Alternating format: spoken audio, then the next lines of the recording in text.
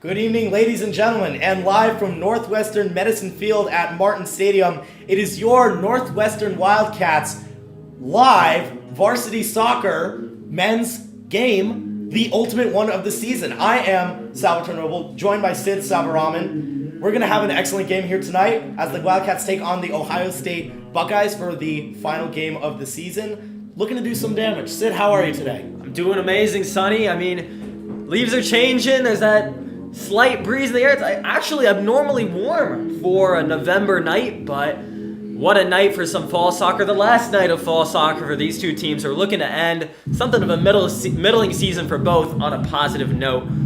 Looking forward to this one, though. Yeah, looking forward. And the Northwestern Wildcats and the Ohio State Buckeyes, as you mentioned, not exactly having a season for the record books. Both the Cats and the Buckeyes find themselves in the bottom half of the Big Ten Conference division right now, with the Cats sitting 10th out of 11 and the Buckeyes 8th out of 11. Now, the Cats want to put maybe not a cherry on top of a giant ice cream sundae, but maybe enjoy the cherry by itself. If they do get the win here tonight, the currently 7-6-3 Cats can move to having a game season above 500, which would be their third season, likewise in a row, making a three-peat for the first time since 2012. The Buckeyes, however, are 6-9, 3-6 in the Big Ten, and again 8th in the Big Ten, and are coming off a season that was extremely successful. Here with us, joining us live from this broadcast booth, is our freshman analyst, Sam. Sam, tell me a little bit about this currently ailing Buckeyes team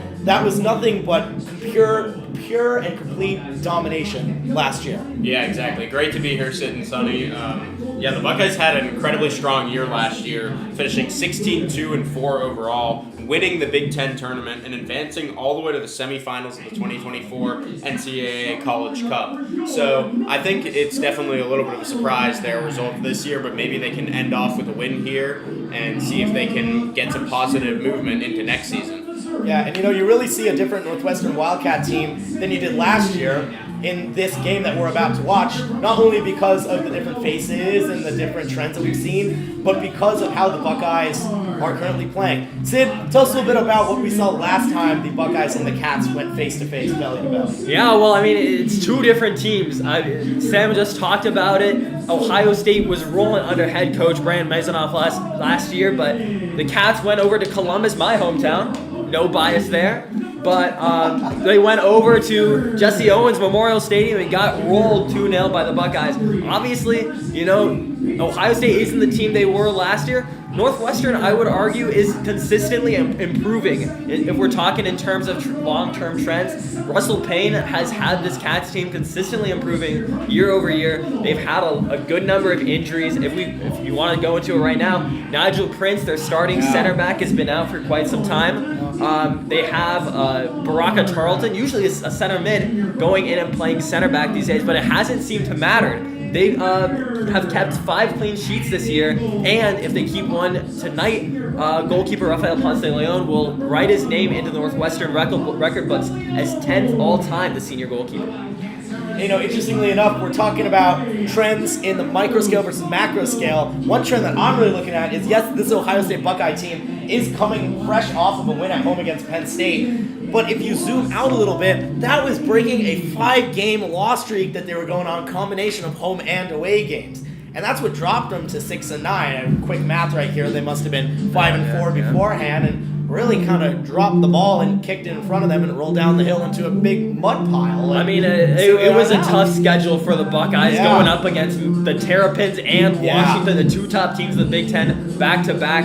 I mean, if you're Northwestern, maybe the Buckeyes might have picked up a get-right game against the bottom team in the Big Ten, Penn State, but if you're Northwestern, I think you're going into this game with more momentum, having beaten Indiana, the number 17 team on Halloween just last week. Yeah, and the Northwestern Wildcat team, however, if you do look, though positive overall at the moment with 7-6-3 in the Big Ten, the performance has kind of been lacking a little bit of luster that they see overall with 2-5-2. However, they are positive at home, 2-1-1, looking to add on to it tonight. Oh, totally. And I mean, as we're looking here, we can get into the starting lineups as these two teams come out to get this one started here on this Friday night. In goal for the Cats, it's Rafael Ponce de Leon. Going across the back line, Andrew Johnson, Fritz Volmar, Baraka Tarleton, and Bryant Mayer. In the middle, Jason Gajanahar and Joe Suetsky, ever present there in that midfield. And almost as always, it's the same lineup going back to their Indiana win on Halloween. It's Santa Maria, Peter Reese, Doug Hayner, and Aaron O'Reilly rounding out the front four. For the Buckeyes, they have Max Trejo in goal. Going across the back line, it's Donovan Williams, Nick McHenry, Nathan Demian, and starting actually quite unexpectedly is Dylan Onwana Ajiman, the redshirt junior at right back. In the midfield, it's the diamond of Thomas Gile, Aaron Herge, and Nick Skubis. And up at the attacking midfield position with 0 goals and 5 assists, it's their danger man, Luciano Picota. And up top, Michael Nduweni and Will Arneson. The teams are getting up to center circle, setting up their formation. It's been Sid Saraman and Sonny Noble, Salvatore Noble to use the government name. Yeah, I mean, alongside Sam, last name? Sam Reed. Sam Green. Green. Gotcha. And as we're looking down at the field, we're going to see... and the referee's looking at his watch. He blows the whistle, and we're off. Northwestern playing Ohio State for the last game of both teams' season.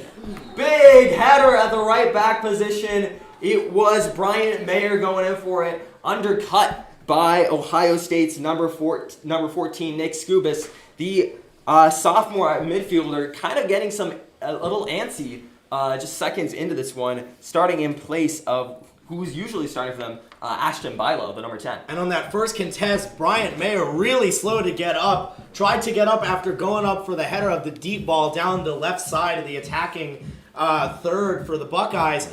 Trying to pop back up, maybe shake it off, but goes right back down. Over to console him for a second is Nick Skubis, who went up to contest with him. And it looks like there's going to be a little bit of indication over to the sideline already from Volmar that they might have a real injury on their hand less than a minute into this last game of the season. Yeah, the trainers are coming out here for the Cats. The trainer, I should say, both teams. Well, Northwestern has a basketball and football game going tonight, so maybe the athletic training staff, a little short-staffed tonight. But Bryant Mayer still down, and honestly, Russell Payne can't afford this in this game. I mean, last game of the season, so it's not like it's going to have many long-term consequences. But this back line has been beaten over this season. Nigel Prince already out at starting center back. I believe it was their other right back, who's the number 26 for the Cats, who has been out, number 29, I think, who has been out multiple games this season. So if you're Russell Payne, I think we've got Irvis, I believe is his name. Sorry, I don't have him written down here, but we have a Northwestern right back warming up really quickly in this one, 26 seconds. Yeah. So quick. So kind of to run it back for you, most teams off of kickoff in soccer, they try to, hit it back to the center mid and they play a long ball out to the wing. That's exactly what happened. Ohio State center mid playing out a long ball to Bryant Mayer and Nick Skubis on Ohio State's left wing. Ohio State moving right to left. And yeah, it happens pretty commonly in soccer where Bryant Mayer got up for it, headed the ball, but Skubis just undercut him, and heavy fall for Bryant Mayer there.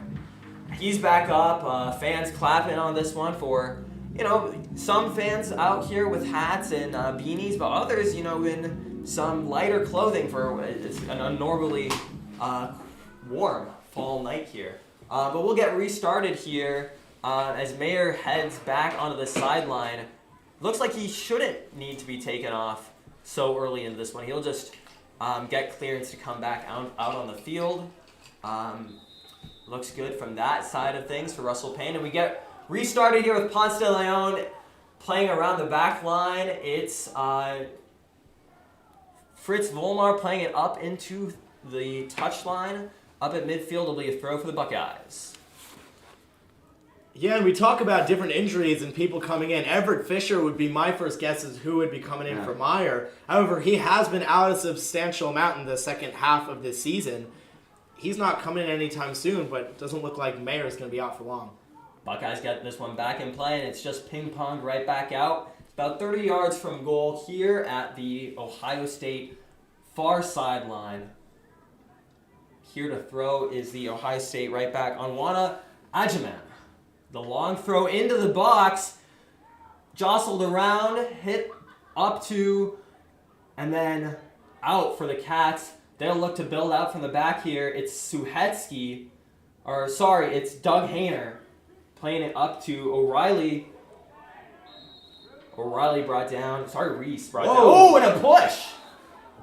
A push by Peter Reese getting back up. He pushed down Donovan Williams there. And, the ref saying, I don't want to give you a card 1 minute and 34 seconds into this game, but Peter Reese kind of has to be careful there. Yeah, and Reese getting just too excited to get forward. Donovan Williams kind of getting in his way, and he got just two handsy and straight pushed him over. Williams a little bit of a flop, but back into play we go. Santa Maria, the flick back, is intercepted by Ohio State's Gile, and the Buckeyes will look to have some possession of their own early on here in the season finale for both teams. Both teams not looking to make the Big Ten tournament. Unfortunately, only the top 4 seeds in Big Ten men's soccer make it. Williams plays it off of O'Reilly into touch. He'll get the throw back. Plays up to Skubis. Skubis up to Induweni. Long ball up to Skubis. Won't find him. And I'll go back out into this near sideline for the Buckeyes. Buckeyes attacking to the left, the Cats to the right from our point of view. Peter Rees jostling with Fritz Baraka Tarleton. He'll just send it straight up, and the Buckeyes will recover down at their own box. Max Trejo, the goalkeeper of the Buckeyes, send it over to McHenry. McHenry looking to play out of the back. Long ball up to Induweni. Induweni chests it down, and Buckeyes can't get it. It's back to Suetsky. And we've already seen a lot of balls up in the air recovered by the Cats trying to mitigate damage. One did get a little bit too close for comfort a couple minutes ago, but once again, an effective clearance, able to mitigate anything. Fritz Volmar, Northwestern's left center back, playing out of the back here. Cats have the ball at their own edge of their box here, just playing it back and forth, right center back, goalkeeper, left center back. Pretty easygoing night out here at the lake. Santa Maria at midfield here, far side. Indigo Jadahar over to Tarleton at the Northwestern Medicine Field logo here in Northwestern's half. He brings it up to midfield over to Mayer, who looks to be okay after that early hit undercut from Skubis. Back to Tarleton and all the way back to Ponce de Leon. Both teams kind of getting a feel for each other here. You've definitely seen some faster starts to soccer games before. Suetsky in this right side. Long ball up to Hayner. Hayner might get to that. No, Williams does instead. Williams pressured by Hayner and Mayer, and they actually get to him, but it's a throw for the Buckeyes off of Mayer. And it's interesting, we're seeing this kind of patient play that wasn't exactly on paper what is indicated by this Northwestern offense. As there's a ball. That's a dangerous ball out from the back there for the Buckeyes, but they'll make good use of it. Some space over here at this far side for the Buckeyes. It is the Buckeyes Onwana Ajaman pushing up. He's trying to get past Santa Maria. He brings him down to the box. Ref says no. It looked like it could have been Onwana Ajaman still down in the box after a tussle with Santa Maria. Played out. And they will look at this one, maybe. And it looks like Onwana Ajaman is clutching his legs a little bit. Ponce de Leon goes over to comfort him. Oh, we have a VAR check here. Sorry to cut you off there, but our referee for tonight saying, I'm going to go take a look at this one. It was a one-on-one between Santa Maria, usually up on that left wing, not a defensive specialist for the Cats against Onwana Ajaman, who had found some open space after a dangerous ball through by Ohio State's McHenry out of the back. It was a one-on-one, and it looked like Onwana Ajaman had gotten past him, but was brought down. Contact might have seemed minimal, but the referees clearly thought that he needed a second look on this one. I don't know. I mean, early on here, what did you see there? You know, what I'm seeing is a potential for this Buckeye team to get points on the board. They are 100% on PKs for the year, that is penalty kicks, and this could be a big one. Northwestern has, or Ponce de Leon rather, does have a save on, I think it's 3 attempts, so he's 1 for 3 on saves on PKs. But with such a high percentage, league-wide, nationwide, this is really a dangerous situation. This Ohio State Buckeyes offense, not exactly the strongest in the world at shots per game and percentage. I mean, yeah, the Buckeyes could definitely use and we've got the decision here. It looks like not a penalty. The referee ruled there wasn't enough contact in that one for Santa Maria to have brought down Anwana Ajman so easily. And we're now 5 minutes into this one. It's Andrew Johnson throwing it back to the goalkeeper, Max Trejo, for the Buckeyes. Still 0-0 here early. Now the Buckeyes picking up a little bit of Northwestern's idea, just back and forth in the backfield. Long ball up from Nathan Demian, and that'll be a throw for Johnson over at this kind of early mid-third for the Cats. Long throw up to Santa Maria is gotten up by Anwana Ajman. Buckeyes will try to play out of this one. Some time on the ball there for Anwana Ajman. He's gotten some productivity over there on the right side. Buckeyes charging at Fritz Volmar, crossing the box. Too far. Recovered there by Skubis. Williams crossing the box. Oh, and that sailed over the bar there. A chance for Luciano, it was Will Arneson there for the Buckeyes at the top of the 6. Sent over the bar. First shot of the night for either team 6 minutes in. And yeah, what I'm seeing there is a hint of glory coming from this Buckeyes offense that isn't exactly characteristic for them this year, but was really strong for team play last year. That was some great connections. About 6 different players touching the ball in the matter of 30 seconds. Got a good look at a shot there. Ohio State's Max Borkovich out for the season, so no Ohio State players on the field with more than 2 goals this year. And that one looked like it could have gone to Inouye, but recovered by Ponce de Leon at the top of his box. Northwestern maybe looking to calm themselves down a bit after that early chance for the Buckeyes. 2 opportunities there with the no PK and the shot over the bar from Arneson for the Buckeyes early on. Now at midfield, it's Gile playing it back to Demian. Demian, the captain. Phenomenal story that we will probably get into at some point tonight. Cats recover the ball, and it's a little bit of a skirmish at midfield that Santa Maria plays out into touch. It'll be a throw for Aaron Hirsch. Buckeyes play it back to McHenry at the Big Ten logo in the Buckeyes half. McHenry over to his center back partner Demian. Chile can't get the ball, and it's recovered by Northwestern. Some space here for Northwestern's Hainer. Hainer plays over to Santa Maria. Cross into the box. Too much for Reese, but the Buckeyes will play it out. Look to counter. It's a 3-on-3. Suetzky racing back.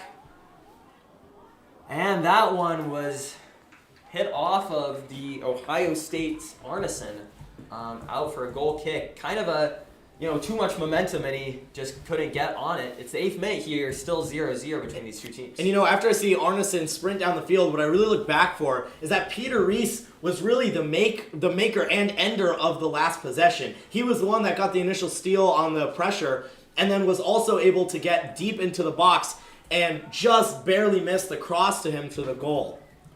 Brian Mayer, heavy touch. Nick Skubis tried to capitalize, but it'll go down as a throw for the Buckeyes, actually. It was Mayer who had hit it off of Skubis, but it deflected back off of Mayer into this near sideline. Buckeyes will have a throw about 25-30 yards from their goal. Back to McHenry in midfield. Buckeyes will try to work it all the way back around, or no, Demian sends it all the way back to the near sideline. Sense a little bit of fear there with Peter Reese lurking by. Already doing a good bit of damage on the failed changing of fields in a couple of these possessions for the Wildcats. Mayer tries to play it up down the line to Hayner, but nothing there.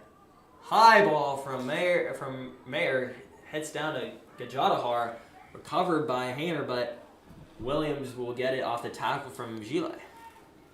McHenry at midfield, near side for the Buckeyes.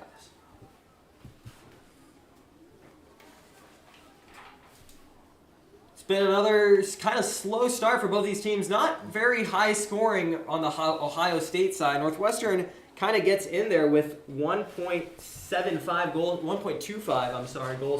goals per game. Ohio State, though, with a meager 1.07. I will also say, though, this Northwestern team, even though they're averaging 13.8 goal attempts per game, shots per game, Top of the box here, Pacoda. Turn and it just whistles past the bottom corner. Luciano Pacoda looking for his first goal of the season. What a shimmy there from the Avon, Ohio native. But it just whistles past that bottom corner there. And an excellent shot there from Pecota, completely beating Ponce de Leon, who is on the near post, trying to bury it just about halfway up the net on the far side. A foot difference to the left would have made it a Buckeye lead early. And that's interesting. We see these shots and patience from the Buckeyes here, not exactly characteristic of the rest of the season. However, this Wildcats offense has found a little bit of a tempo change. Earlier in the season, they were shooting a lot, but the percentage was only in the .38 region for shots on goal. However, shots on goal versus conversions. However, now, or shots on goal versus shots. However, now we're seeing less shots per game and a higher percentage of shots on goal. So perhaps taking a little bit of the don't waste any shots type of idea, really capitalizing off of better attempts rather than any attempts that they can see. Brian Mazonoff has well drilled this Ohio State team. Longtime Ohio State head coach after playing for my hometown Columbus Crew for years and years and years. A defensive midfielder who played for U.S. and in Germany. Even though this team might not be as good as they used to, a coach like Mazonoff will always make sure that his team knows what to do and makes the right adjustments in these kinds of games if you're trying to get your season back on track. Anywho, it's Santa Maria and Johnson at midfield on this far side. Mayer again took a spill, swapping fields with the ball a couple seconds ago. He looks fine, though, got right back up. Ponce de Leon just outside his box with the ball. He plays it over to Johnson there at the far side. Johnson finds Santa Maria with some room to breathe, running at Gile. Santa Maria cuts inside, big slide tackle by Gile, gets the ball for the Buckeyes. He plays it up to Ndewani, who's doing some hold-up play at midfield. Gile plays the long ball out to Onwana Ajaman, recovered there by Johnson. Good play from Johnson with his back to the ball.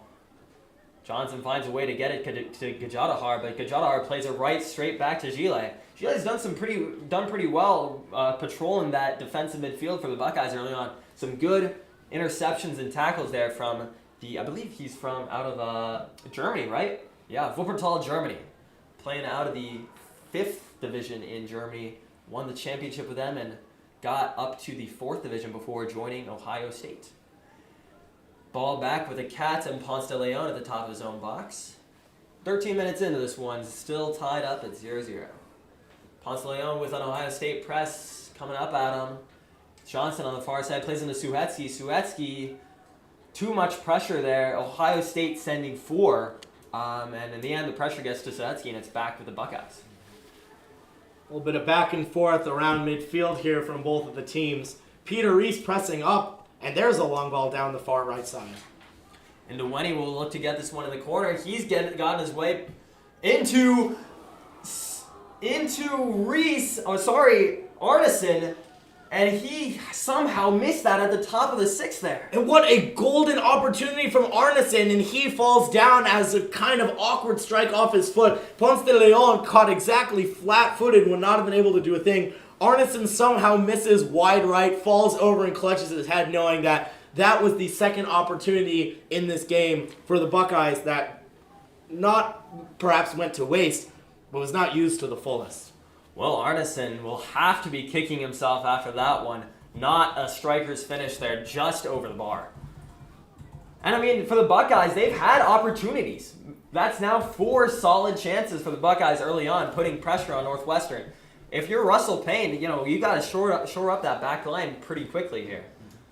Santa Maria now back to Johnson, and Johnson just sends it straight back over to the Buckeyes. Cats haven't really been able to get out of the back early on here. Not a single shot on goal nor shot for them attributed yet. However, they're taking a little bit of a beating on both the shots and foul side of the game, with the Buckeyes having three of each already. Now in the midfield here, it's Arneson. Hold-up play from him. He's looking to find that left side. Buckeyes play out of it. It's Williams over here on this near side. Williams to Skubis. Skubis out on this left wing, plays it in Arneson. Heavy, he can't get to it though, just behind him. Tarleton plays it back out. Buckeyes will recover again. That shell from the Buckeyes staying strong. Ooh, clash between Skubis and Pacoda. A little miscommunication there, but it'll still be called as a foul, even though the two Buckeyes players ran into each other.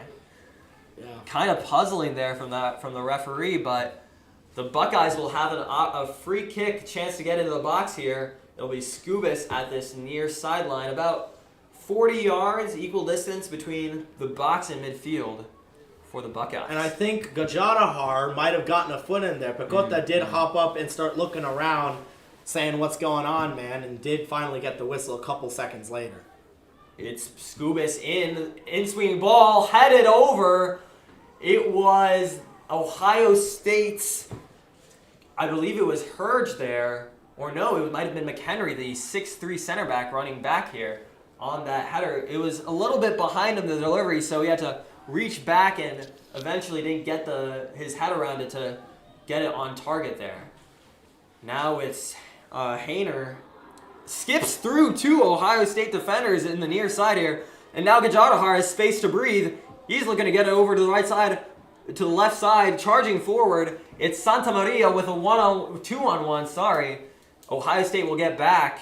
Gajadahar at the top of the D spreads it over to this near sideline. It's O'Reilly looking at Williams there. Slide tackle, from Skubis, and it'll be a goal kick. Ricocheting off of O'Reilly for the Ohio State goal kick. Northwestern, kind of that first opportunity to really get some breathing room and maybe a shot on net, but unfortunately Ohio State got back too early there. And I would say shout out Gajadahar on that one right there, really making his own space to breathe, feigning a cut left and cutting right into midfield, way past the midfield line, able to run way down into the attacking third.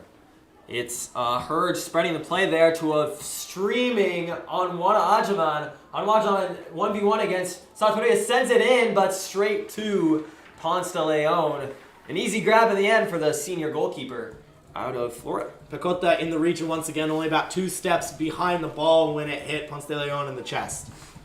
Johnson now at the far side for the Cats.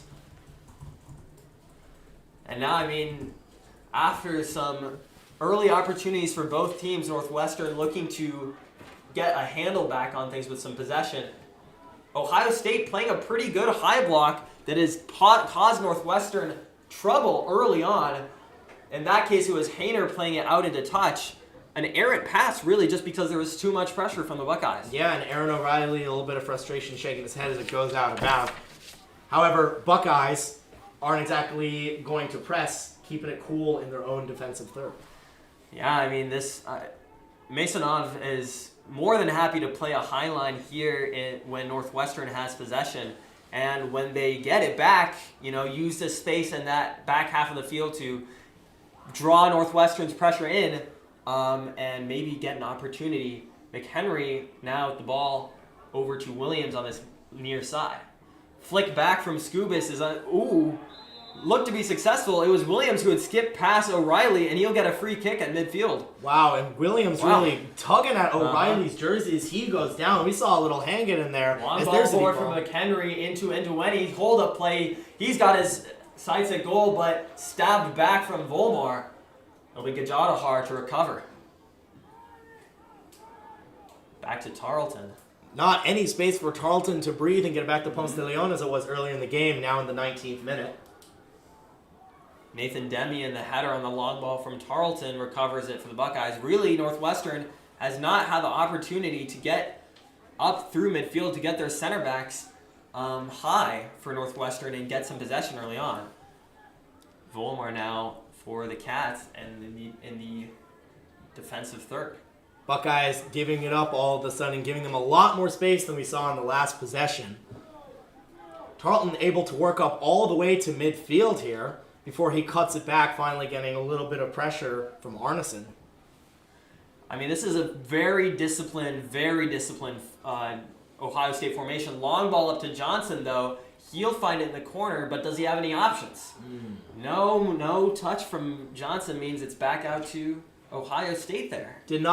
I do not think Johnson realized it had as much energy in the ball as it did his first touch, just a touch too hard.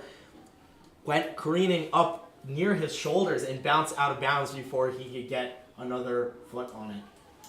Ohio State in that 4-4-2 diamond formation, giving the Cats some troubles here with their press and their possession, to be honest.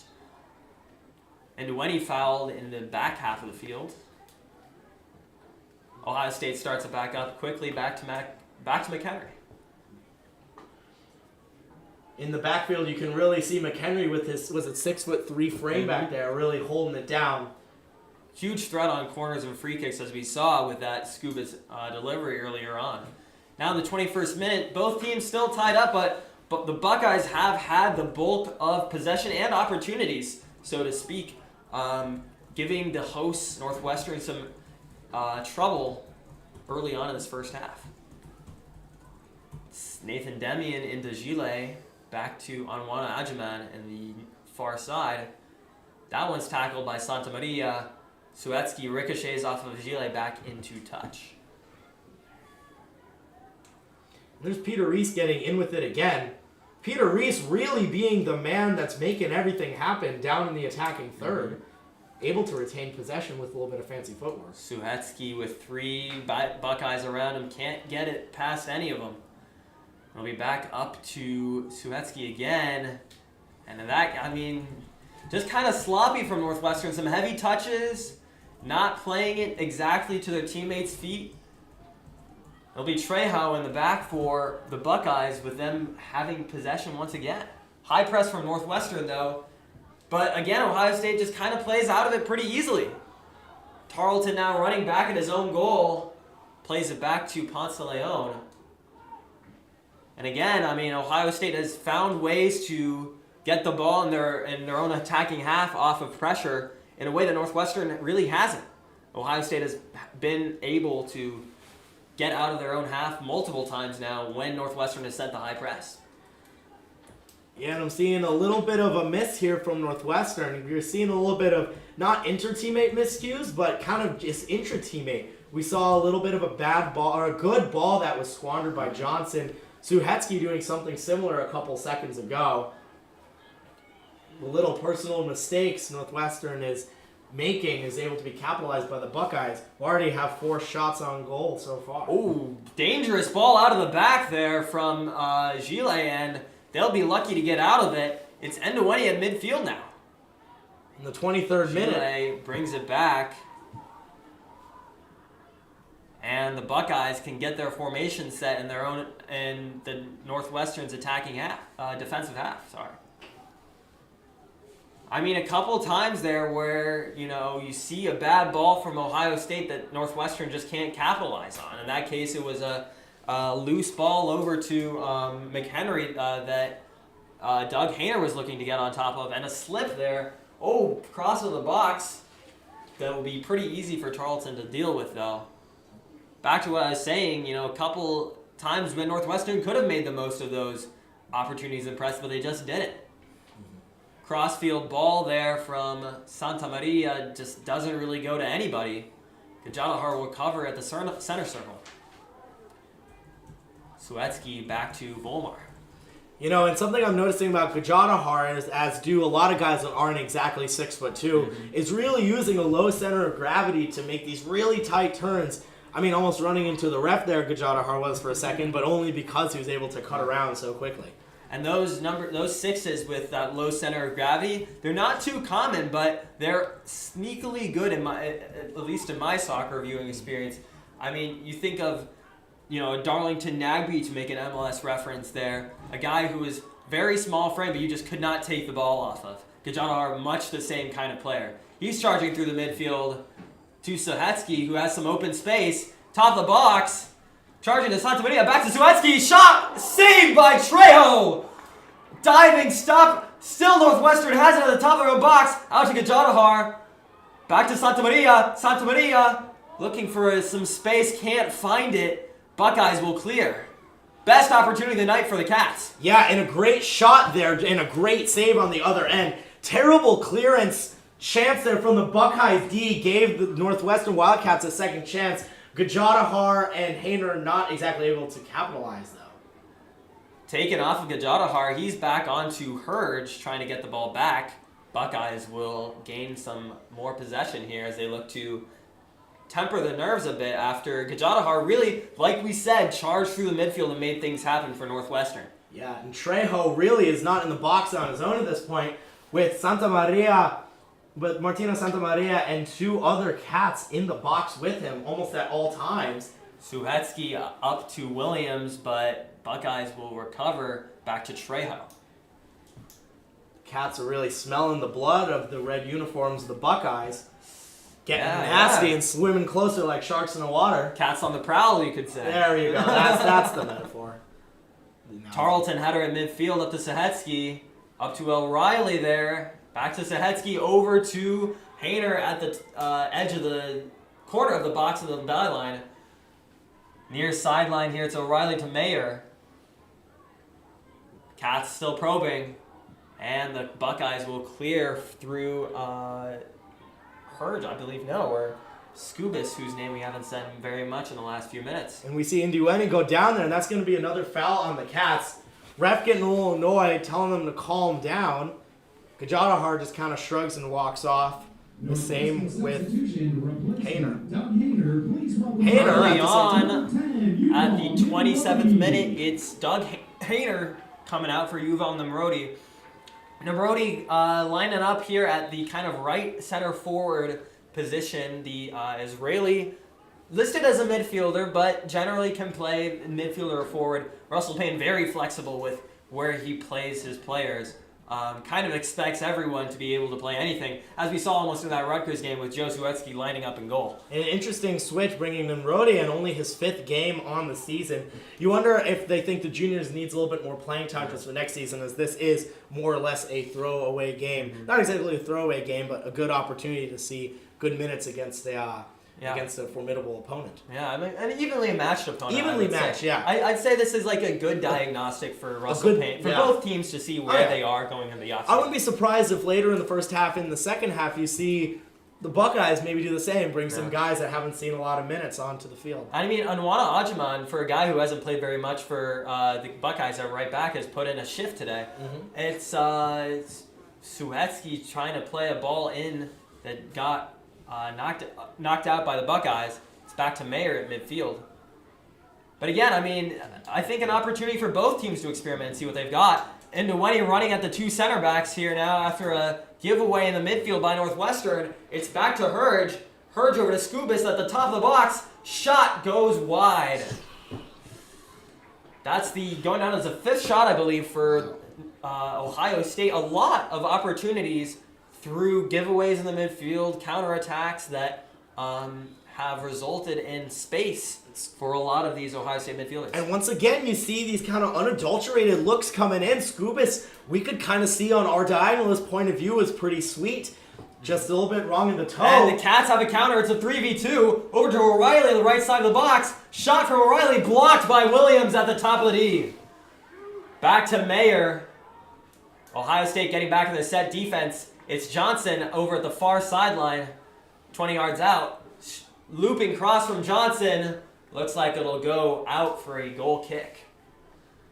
Both teams having opportunities here. Again, you see that 3-on-2 as the Cats aren't phased by Scubis down on the left side, charging on the right for their own. However, not nearly as much of a clean look for the Cats as defenders able to get some feet, shoulders, back, and whatever they can use to take the job away from Trejo, the last line of defense. After some early probing from both teams, now both teams starting to put in some jabs in this kind of a middleweight match between Northwestern and Ohio State. We're in the 29th minute. I'm Sid Severon with Sonny Noble, still knotted up at 0-0 into, I believe it was Reese, but cleared away by the Buckeyes. Foul, and the clearance by Volmar will give the ball back to Ohio State at midfield.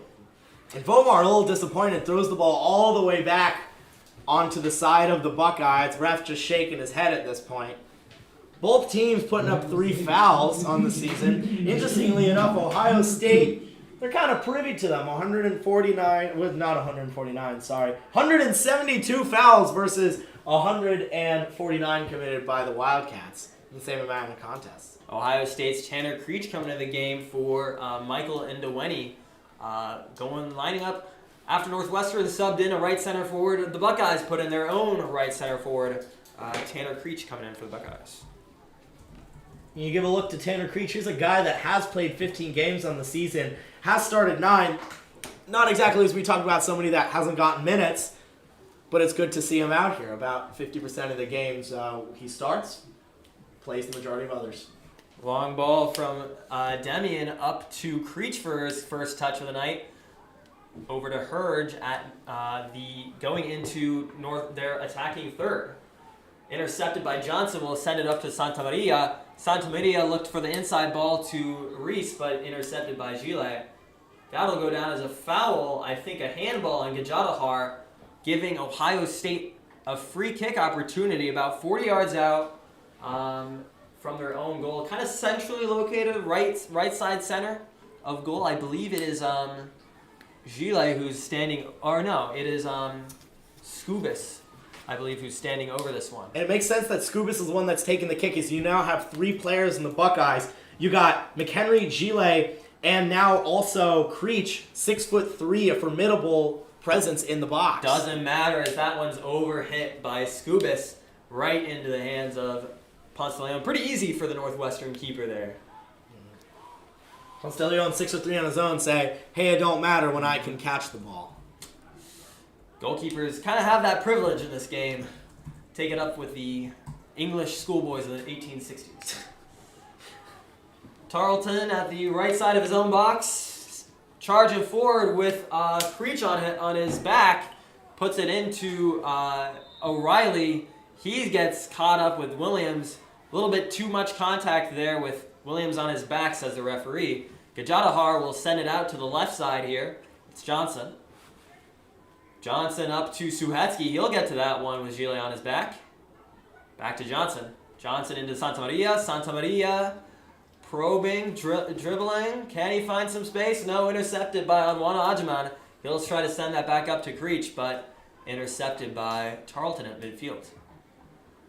Cats now solidly into their attacking half with Ohio State in their organized block. Too much for Bryant Mayer over at this right side. He can't get to it on the pass from Suhetsky.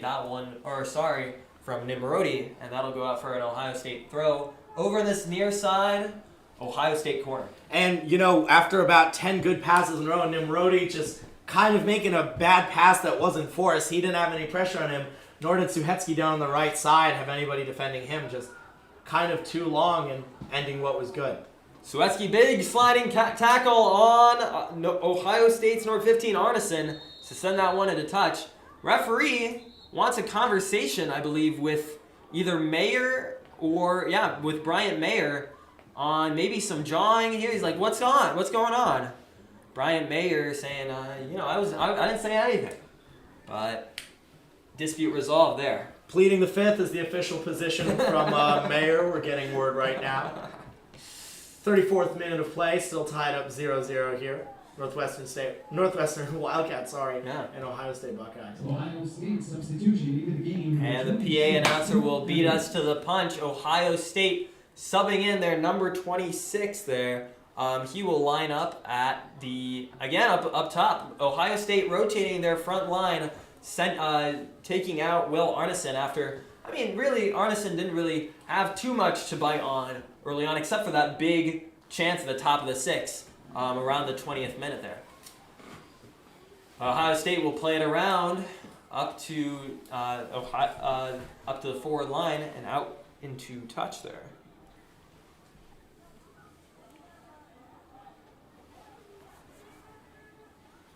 Ohio State maintaining some possession. Hasn't been an uneventful 0-0, I would say. Both teams getting opportunities, but neither finding the back of the net so far. Williams back to McHenry.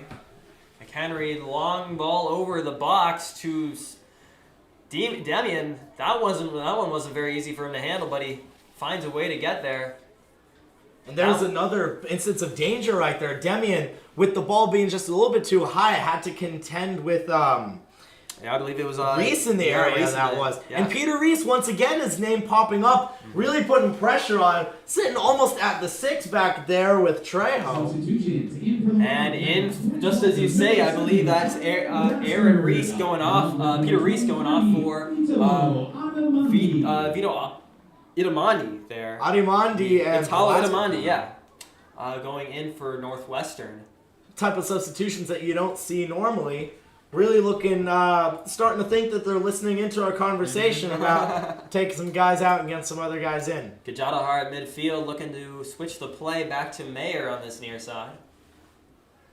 Yeah, I mean, almost at the end of the season with neither team really having much to play for, aside for, if you're Northwestern, you want a winning season for the 3rd season in a row. Mm-hmm. Almost like a preseason friendly in the end here. At the lake, good breeze, good weather. Can't really complain if you're us as commentators to get the privilege of calling a game like this where it's almost like a chess match between Maisonneuve and Russell Payne. Yeah, getting to take the pawns off the board and put in checkers pieces at some point. Well, maybe if you're Pep Guardiola, Mikel Arteta, one of the elite managers out there, maybe both teams may be playing a little bit with house money at the end of a long season here. Andrew Johnson tries to lift it past 2 Ohio State players. That'll go down as a free kick as he's chopped down. I believe it was Gile and Anwana Ajiman bringing him down there. Back to Tarleton here at the midfield third for Northwestern. Cut back to Gajadahar into, I believe that was Itamandi. Over to Mayer. Mayer cut back into the box. Up for anyone to get, just past the post.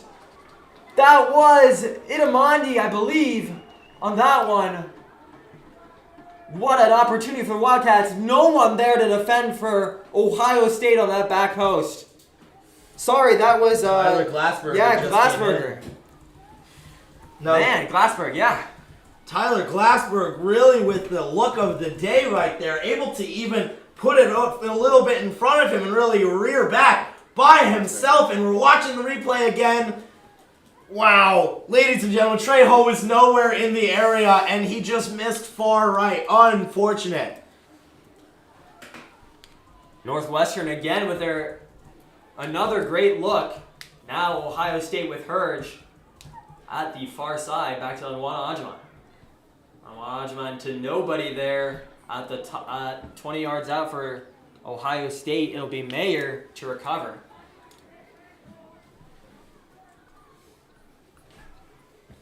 "38 minutes in, it's been Sid Saraman and Sonny Noble with Sam Green out here for WR Sports. This 0-0 tie game between Northwestern and Ohio State. Up to Glassberg. He's got some space, but he's well offside. The assistant has his flag up. That one might have been 10 yards off from Glassberg there. Glassberg kind of knew something was up, was kind of jogging down, didn't hear a whistle, kept going. Dumped it off to Nimrati, who was not able to convert, but does not matter anyway here in the 39th minute, as the assistant had already put his flag up. And as we look at it again, pretty sure that he was just at least a touch offsides. Yeah, I mean, again, Northwestern actually getting pretty far forward, though, despite the offside call. After that opportunity where that Glassberg just had, though, if it had gone in, that one would have counted. Gile over to Anwana Ajiman on that far side, up to Creech. Creech chests it down, brings it back to Gile. Ohio State looking to get into their attacking half with some organized attacking offense. Williams back to McHenry now at midfield. Long ball from McHenry, too far for Creech. Header back from Volmar, gets recovered back for the Cats. Long ball up to Northwestern's forward line, is recovered by McHenry. You're just seeing a little bit more ping-ponging in the air around now, as there's a good ball from McHenry down the right line. And that one is just cleared out by Volmar. It was, I believe it was Ohio State's number 3 or number 2 getting onto that one. Oh, on Wanalajiman. All the way from right back getting onto that one. Yeah. Just cleared out by Volmar. Onwana Ajiman there with a little bit better of a look. However, clearance able to... It looks like they're going to say it's not a corner, right? They're saying it's going to be a throw-in still? Throw-in, yeah. Just barely able to clip in. But I believe Wanalajiman has a long throw in his bag. And that's why nobody's near him. Everybody well into the box, close to the 6. Long throw from Ajiman, headed out by Johnson, back to Ajiman, and deflected off of Glassberg for a corner. First corner of the night for the Buckeyes. And we've been talking about it early. Scubas hasn't been able to find his big bodies in the box, but they have them there with McHenry standing at 6'3" among others. The Ohio State team has already gotten off 5 shots on the night, and here in the first parts of the 41st minute is looking to add at least another one right here. Sent in from the far side. Header on! It's a goal for the Buckeyes! It is McHenry at the top of the 6th, glancing header, and the Buckeyes take the lead. Incredible right there, and they're saying it is clean off a beautiful corner in that other opportunity. Northwestern Wildcats kind of hanging their heads, but McHenry is dancing around in the background. A beautiful shot right there. We talked about those 6'3" bodies really able to get in. Now, his height was not exactly what got him, but the whole concept of there being multiple guys who need to be watched was enough for McHenry to slip through the cracks. Well, honestly, when you're that tall, you work on corners. You work on headers. And that was a beautiful, beautiful header from McHenry, glancing off of his forehead with the outswinging ball. So dangerous for a goalkeeper to judge whether he should come out for that one. But McHenry just found the bottom of the back post. What a beautiful header from McHenry to put the Buckeyes up 1-0. 41st minute goal for the Buckeyes has Northwestern in the hole. It's been not really against the run of play there for the Buckeyes. That's their 6th shot on the night. Brian Mazonoff looking to play spoiler on the Cats' 3rd winning season in a row. Now, Northwestern Wildcats aren't exactly playing with their chins held high, but ladies and gentlemen, though they did lose the last contest, the one before them was a come-from-behind win, down 2-0, ended up winning 4-2, scoring all 4 goals in the second half, I believe. Now, not exactly down 2 points, but Northwestern here already surging back with Tarleton well into the attacking third, saying, I'm taking my matters into my own hand, moving up the right line. He was jostled off the ball there by Gile. Just a heavy hit there from the defensive midfielder. No nonsense. No nonsense there from the German. Tarleton, who's usually very controlled and level-headed, looks like to be showing a little bit of frustration there, charging all the way down. I wouldn't blame him. Nigel Prince is usually who plays that position at the right side of the back line, but Tarleton, usually a midfielder, saying, I'm tired over here in this back line of defending who it looks to be Ohio State's front line. These big bodies giving the Cats some trouble here, and Tarleton, again, running back to his own goal, just has to hit it up for anyone to get. Now over to Arneson back into the game. Arneson through 2, and that one's just put out of play by Volmar. Last-ditch defending there. And that's some excellent dribbling by Arneson at the same time, able to get it right through the legs of Meyer out there. Buckeyes will have another corner here. Now with this near side. 43rd minute. They got 2.5 minutes to get something done. We saw them get something done on that first less corner. than 2 minutes ago. On one Ajman, the assist man for that first goal on the far side corner, now here on the near side, switches the out swinging ball for the in swinging ball. Ball in for Anwan Ajman, dangerously into the box. Back to Anwan Ajman for his second try. He'll play it over to Pakoda. Pakoda cut back. Dealt with at the near post by Northwestern. And that's Tarleton and Gile practically with the hands in each other's pockets. Yeah. Just holding on to each other as Tarleton saying, look, we already had one tall guy make an issue. I don't want another one. Marking him hard on that corner and sticking with him afterwards as well, able to chase the ball out pretty far up the midfield line. Referee here stopping play for something. Looks like he just wants to talk to Anwan Ajman about something. If he wants a little chat, that's what he's got the whistle for. We've got time here. Yeah. No added time in soccer, unfortunately, but college soccer, that is. College soccer, that is. But, the referee can take his time here on a Friday night. We've got nowhere to be. Ooh, big swing and a miss there from Nimrodi. Kajadahar just clears it out. Back to midfield for the Buckeyes. It'll be Demian here to recover with, it's Glassberg on his back. Through ball into Tarleton, who will recover. Two Ohio State players looking like they could have threatened that, but in the end, a little bit inaccurate on the through ball there from, I believe it's Demian. Moving a little bit quicker now as we only do have a minute left on the clock. Remaining in the half. Long ball for McHenry, the goal scorer. And that one will be a foul on Ohio State. Cats looking to get something back, going to halftime 1-1. Right now they're staring down a 1-0 deficit thanks to Nick McHenry getting up on the corner for the Buckeyes. Tarleton in the backfield, long ball up to Nimrodi, and he lets that go on a dummy. It'll be Itamondi just over the bar. And Adimondi, after the miss by Nimrodi, who's shrugging his shoulders, is able to surge ahead and kind of get an awkward angle off. That awkward angle, if not perfect off the foot, is just going to sail wide. And it did, going just over the top of the net. 10 seconds left here. 7, 6, As Trejo wheels way back. Going to make contact with the ball, middle land, 0. just as the time goes off. Well, it was an eventful first half here at Northwestern Medicine Field at Martin Stadium. Buckeyes going into the locker room up 1-0 thanks to Nick McHenry, the center back, saying, I got some goals in myself too. Russell Payne will have to go into this halftime team talk and rally the troops as Northwestern looks to preserve the third winning season in a row under their head coach, Russell Payne. It has been a barn burner, I would say, of a first half. Both teams having opportunities at both ends of the field. I've been Sid Sivaraman with Sonny Noble, sending you to halftime. We'll be right back. Don't go anywhere, folks.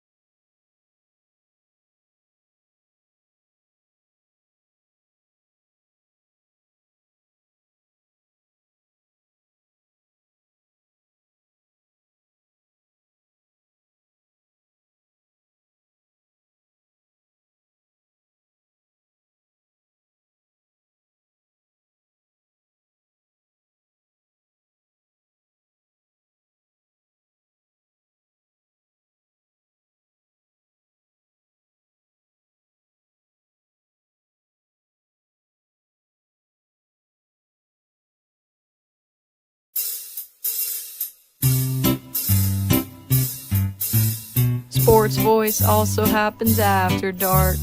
SVAD's fad is rad. Sports Voice also happens after dark.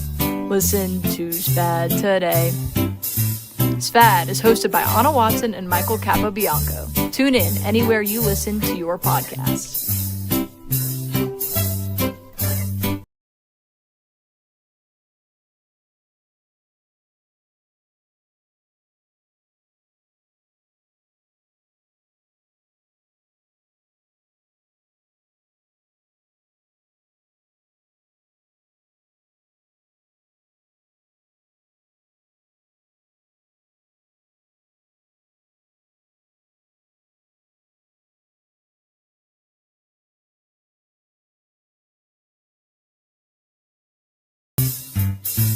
Sports Voice also happens after dark.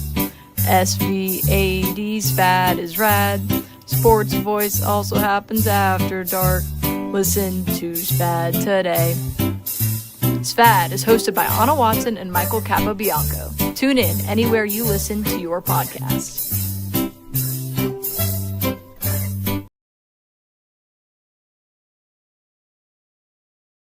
Yes! Ha ha ha! Yes! Tune in to Obscure Ballers, where we delve into the deepest, darkest nooks and crannies of sports. Stories lost to the sands of time. Rabbit holes, tangents, and the nitty-gritty. Unleash your inner sicko. Join us Sundays from 7 to 7:30, live on 89.3 FM and YouTube.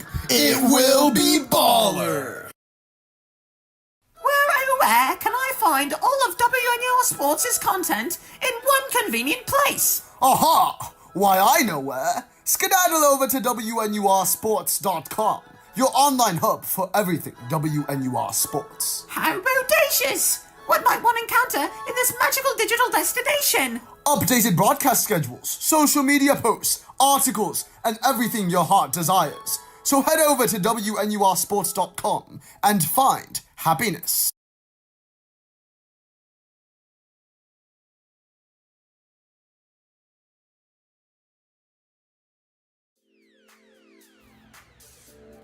Love Northwestern sports?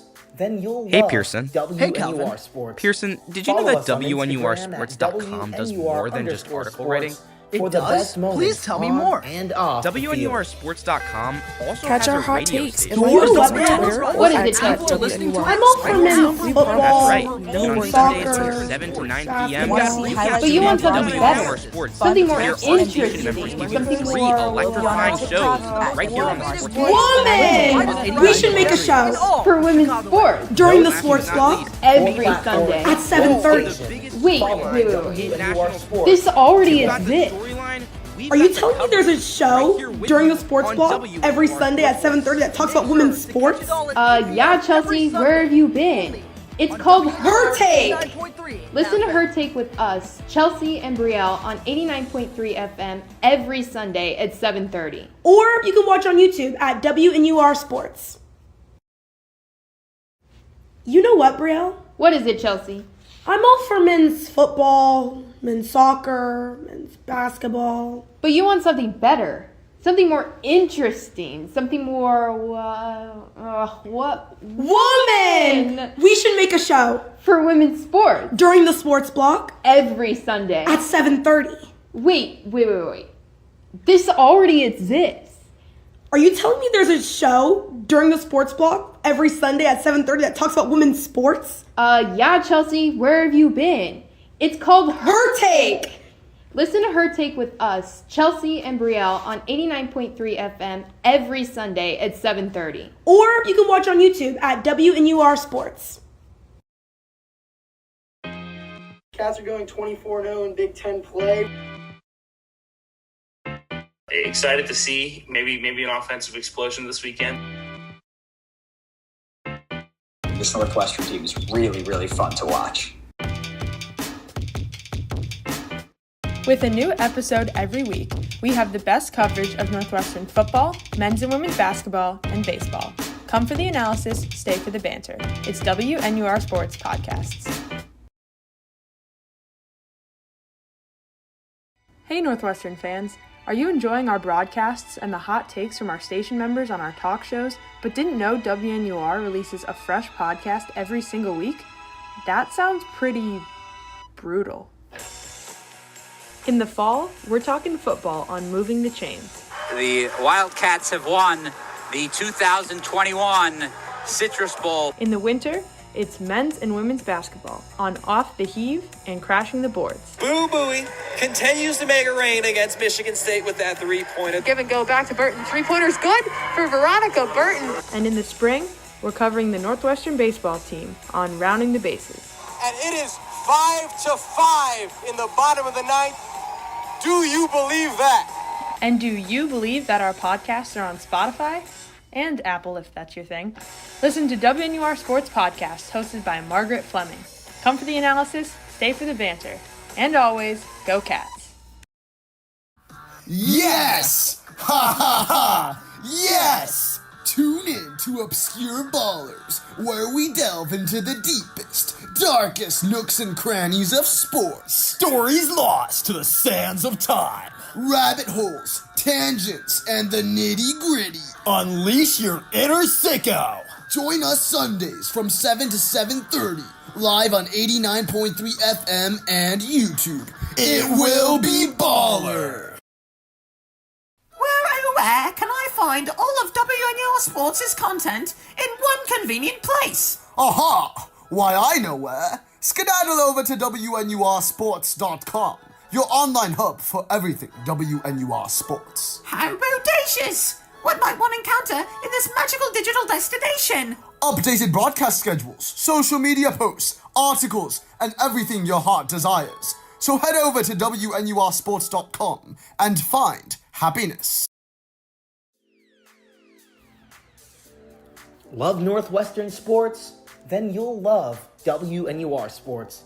Follow us on Instagram at WNUR_sports for the best moments on and off the field. Catch our hot takes and live updates on Twitter or X at WNUR Sports. We promise, no boring timelines here. Want to see highlights from our broadcasts, fun clips, and maybe a few bloopers? They'll be on our TikTok at WNUR Sports and our YouTube channel, WNUR Sports. No excuses. 4 platforms, 1 station. Follow WNUR Sports today.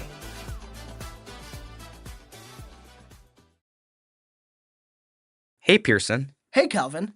Pearson, did you know that WNURsports.com does more than just article writing? It does? Please tell me more. WNURsports.com also has a radio station. Man, it's almost like people are listening to it right now.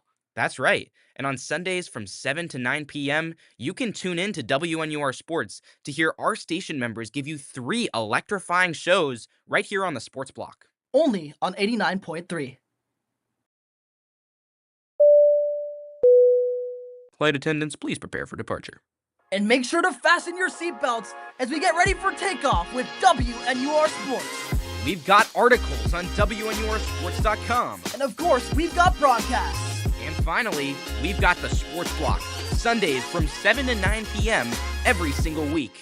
With 3 shows on the docket every time, we make sure your in-flight experience is nothing short of first class. So what are you waiting for? Tune in right now on WNUR Sports.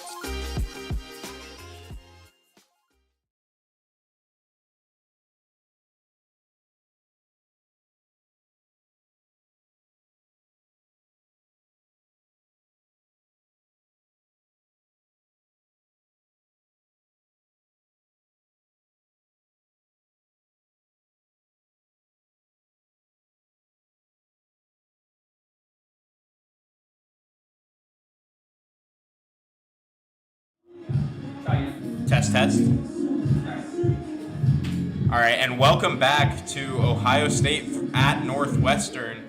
This is men's soccer on WNUR Sports, and it is 1-0 at the end of the first half. We're coming back from halftime in a few minutes. This is Sam Green, and I just wanted to talk a little bit about what I've seen in this first half so far, both from the point of view of the Cats and from the Buckeyes. You know, I was starting to see this first half as a tale of two halves in a way. You saw the Cats get off to a little bit of a rocky start. They were struggling to get the ball out of their own half. Ohio State was definitely putting some pressure on. And, you definitely saw Ohio State making some risky moves, but the risky moves were working out for them. You saw them pushing the ball up from their half through the midfield, making some passes that really could have been taken away by Northwestern, but they ended up working out and giving them a lot of shots on goal. We see the goal differential in the first half, or the shot differential in the first half. 7 shots for the Buckeyes, only 4 shots for the Cats, and those shots came very late. It was 4 shots for the Buckeyes before the first shot even occurred for Northwestern, and that just gave them the opportunity to move the ball. And I was talking to one of the players on Northwestern's team yesterday, and he was telling me that his goal for this game and the team's goal for this game was to put the ball in the box and make Ohio State have to do something with it and get it out of there. And honestly, in those first 25 minutes or so, I actually saw Ohio State doing the opposite and putting the ball in Northwestern's box, and Northwestern not really being able to settle in. But I think we saw after those first 25 minutes or so, Northwestern started to settle in. They started to get opportunities. They also started to expose some holes in the Ohio State defense as they were pushing it up the field. They had an opportunity with a 3-on-1. They had Ohio State was struggling to mark up their man in the box. There was a pass where they let it sail through to Glassberg, and he was able to get an open shot on goal. And so just seeing that kind of Northwestern calming down, settling in after that first half, and we started to see Northwestern putting the pressure on. But then all of a sudden we have this push by Ohio State towards the end of the 40th minute, and we have a goal off of a corner kick inside the Northwestern box, and that momentum was just completely shifted. That we saw the Cats building this momentum, and then it was just completely shut off by McHenry after his header. And it makes sense that that's who they're going for in the box off of a corner kick. He's 6'3". He's the tallest player on Ohio State's whole roster, and so giving them that opportunity, we'll see if the Cats can bounce back after that. But definitely a strong start by Ohio State. Maybe some risky plays that maybe the Cats can capitalize more on, but that risky play seemed to be working out. Putting the ball in the box has worked out, causing some chaos on the Northwestern side.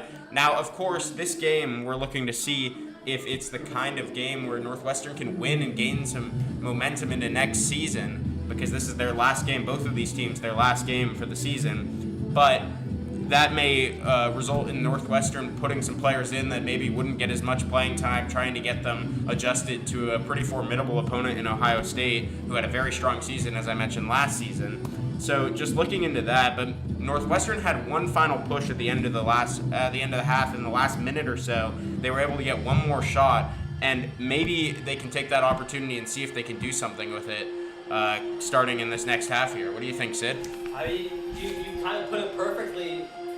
Great summary of how we got to this point. Northwestern is going to have to find a way through this Ohio State press and this Ohio State defense that is so good at getting back in their own shape. Once that Northwestern gets through the midfield, Ohio State's right back there getting organized.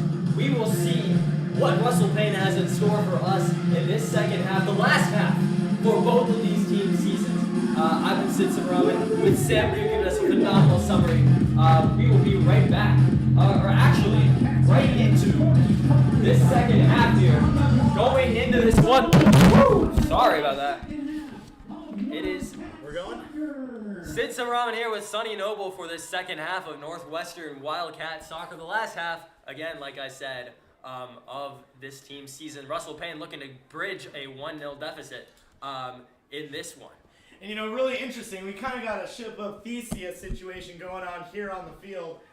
Both the Northwestern Wildcats, did you guys say the same thing? Yeah. Really? More or less. Wow, look at that. Ship of Theseus going on as the players that started the game for both sides really are not back on the field at all well, with a couple exceptions, which we will get into. Everett Fisher, noticeably, is back out there for the start of the second half, as Northwestern Wildcats now attacking left as we see it. 45 seconds into the second half of action, the salvage turnover, Sid Savaraman. And, sorry about that, ladies and gentlemen. Sam Green, of course, had to run back. Bathrooms are way too far away from the broadcast box. Yeah. In the box with Santonia back to Fisher, but that one is stabbed home away by Ohio State's number 2. I believe that was Cole Evans. That was Onwana Ajaman, who's been everywhere, really, for Ohio State today. And now we see Volmar, Fisher, and Tarleton in the back line, almost as a back three kind of, with Yeah. Johnson on the left here. That one will go over to the stands. The little kid punches the ball, but won't go back over the railing.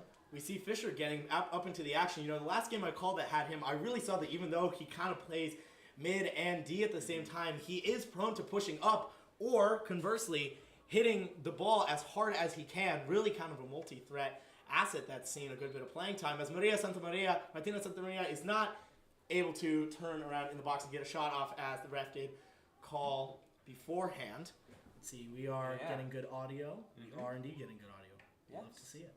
All right, and I mean, as the teams line up here from this free kick, we got a kind of a chance at looking at the formations across the back line. It's Johnson, Volmar, Tarleton, and Mayer with Fisher and Gajadahar in the midfield, Santa Maria, and that looks like it's,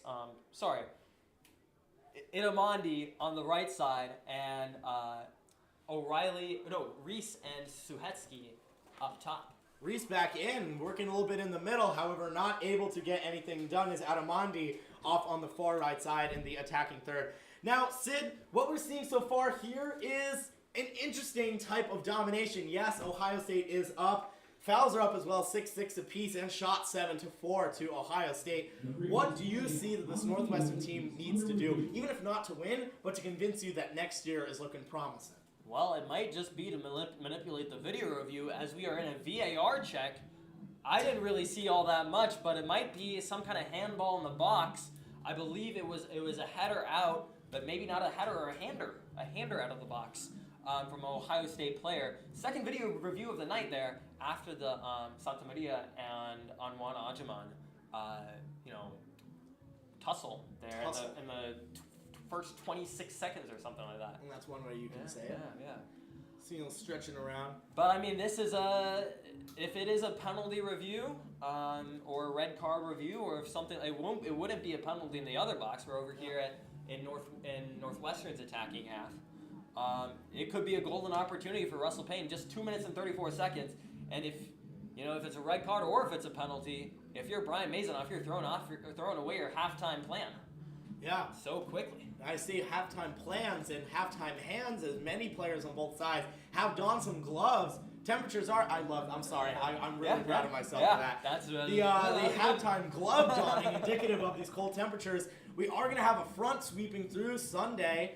Monday going to be joining it with a little bit of snow on the backside as we get an Arctic blast jumping down from Canada. Both the American and European models are showing.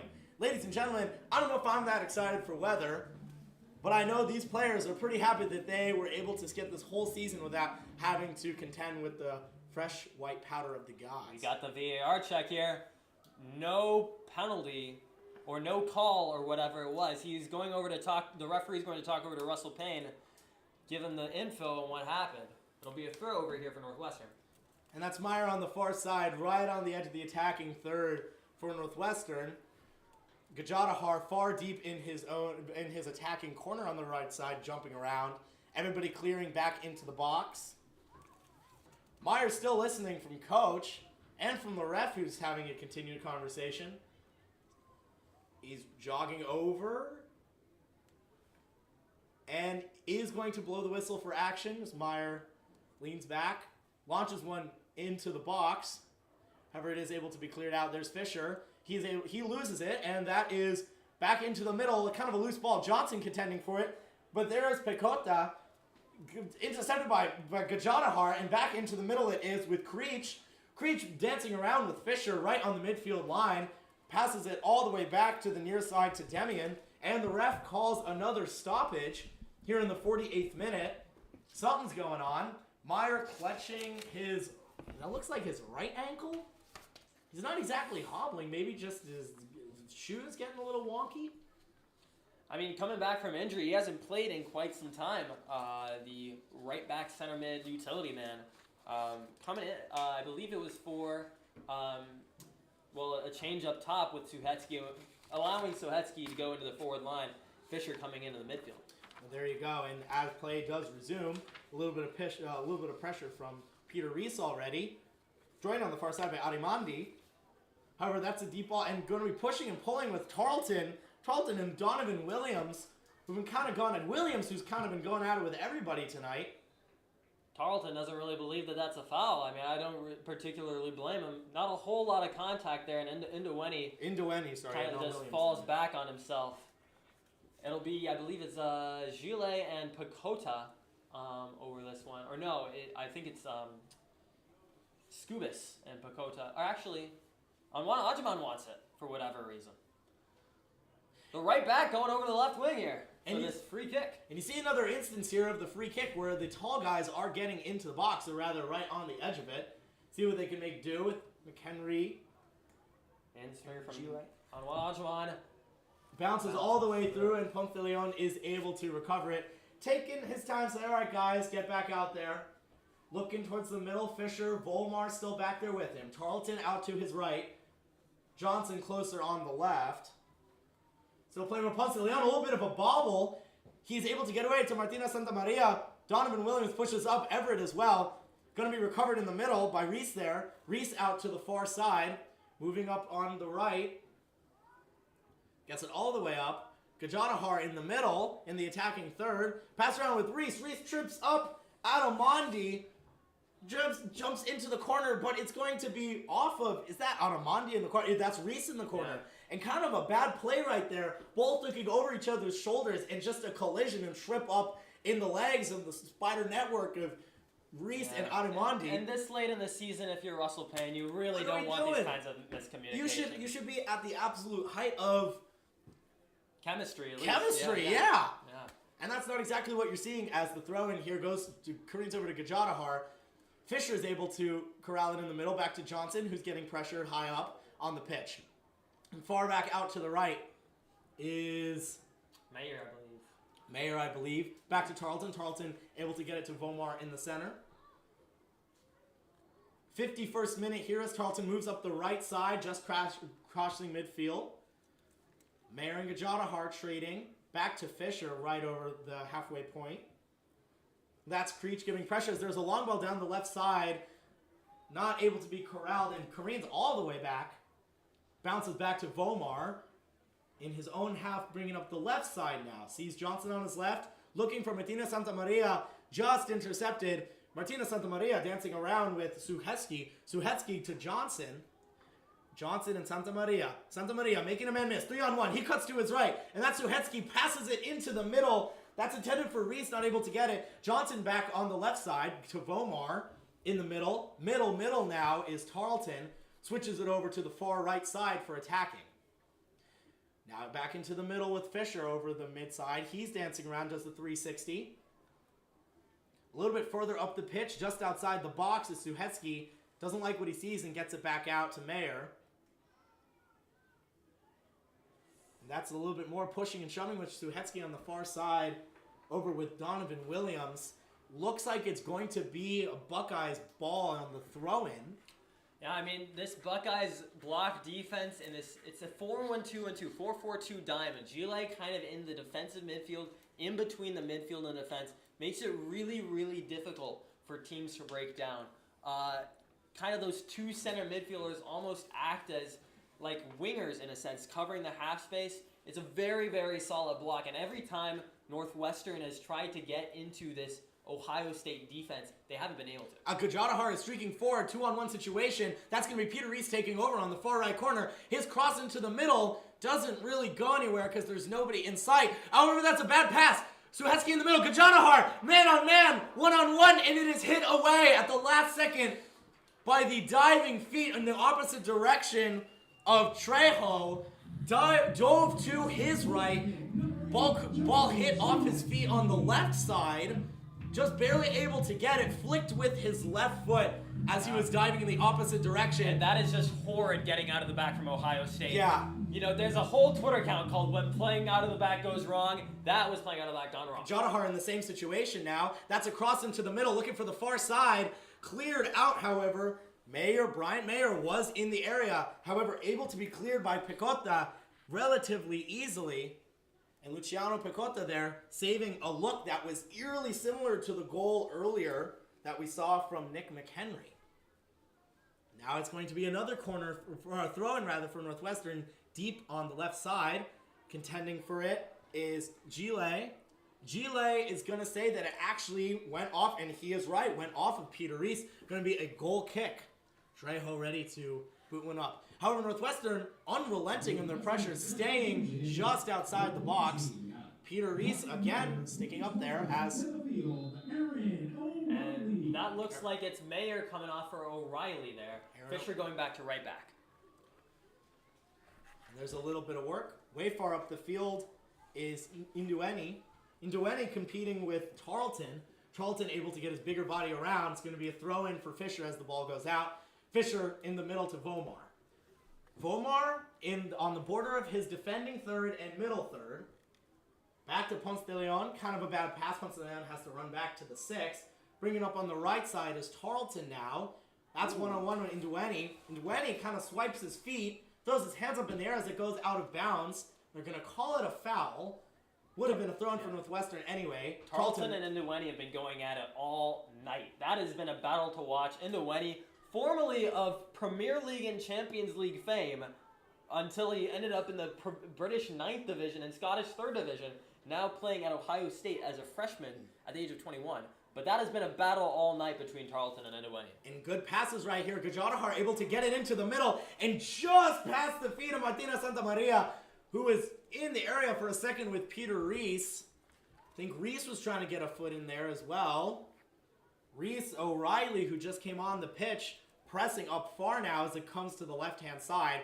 Over to Donovan Mitchell, pressed up by Adamandi.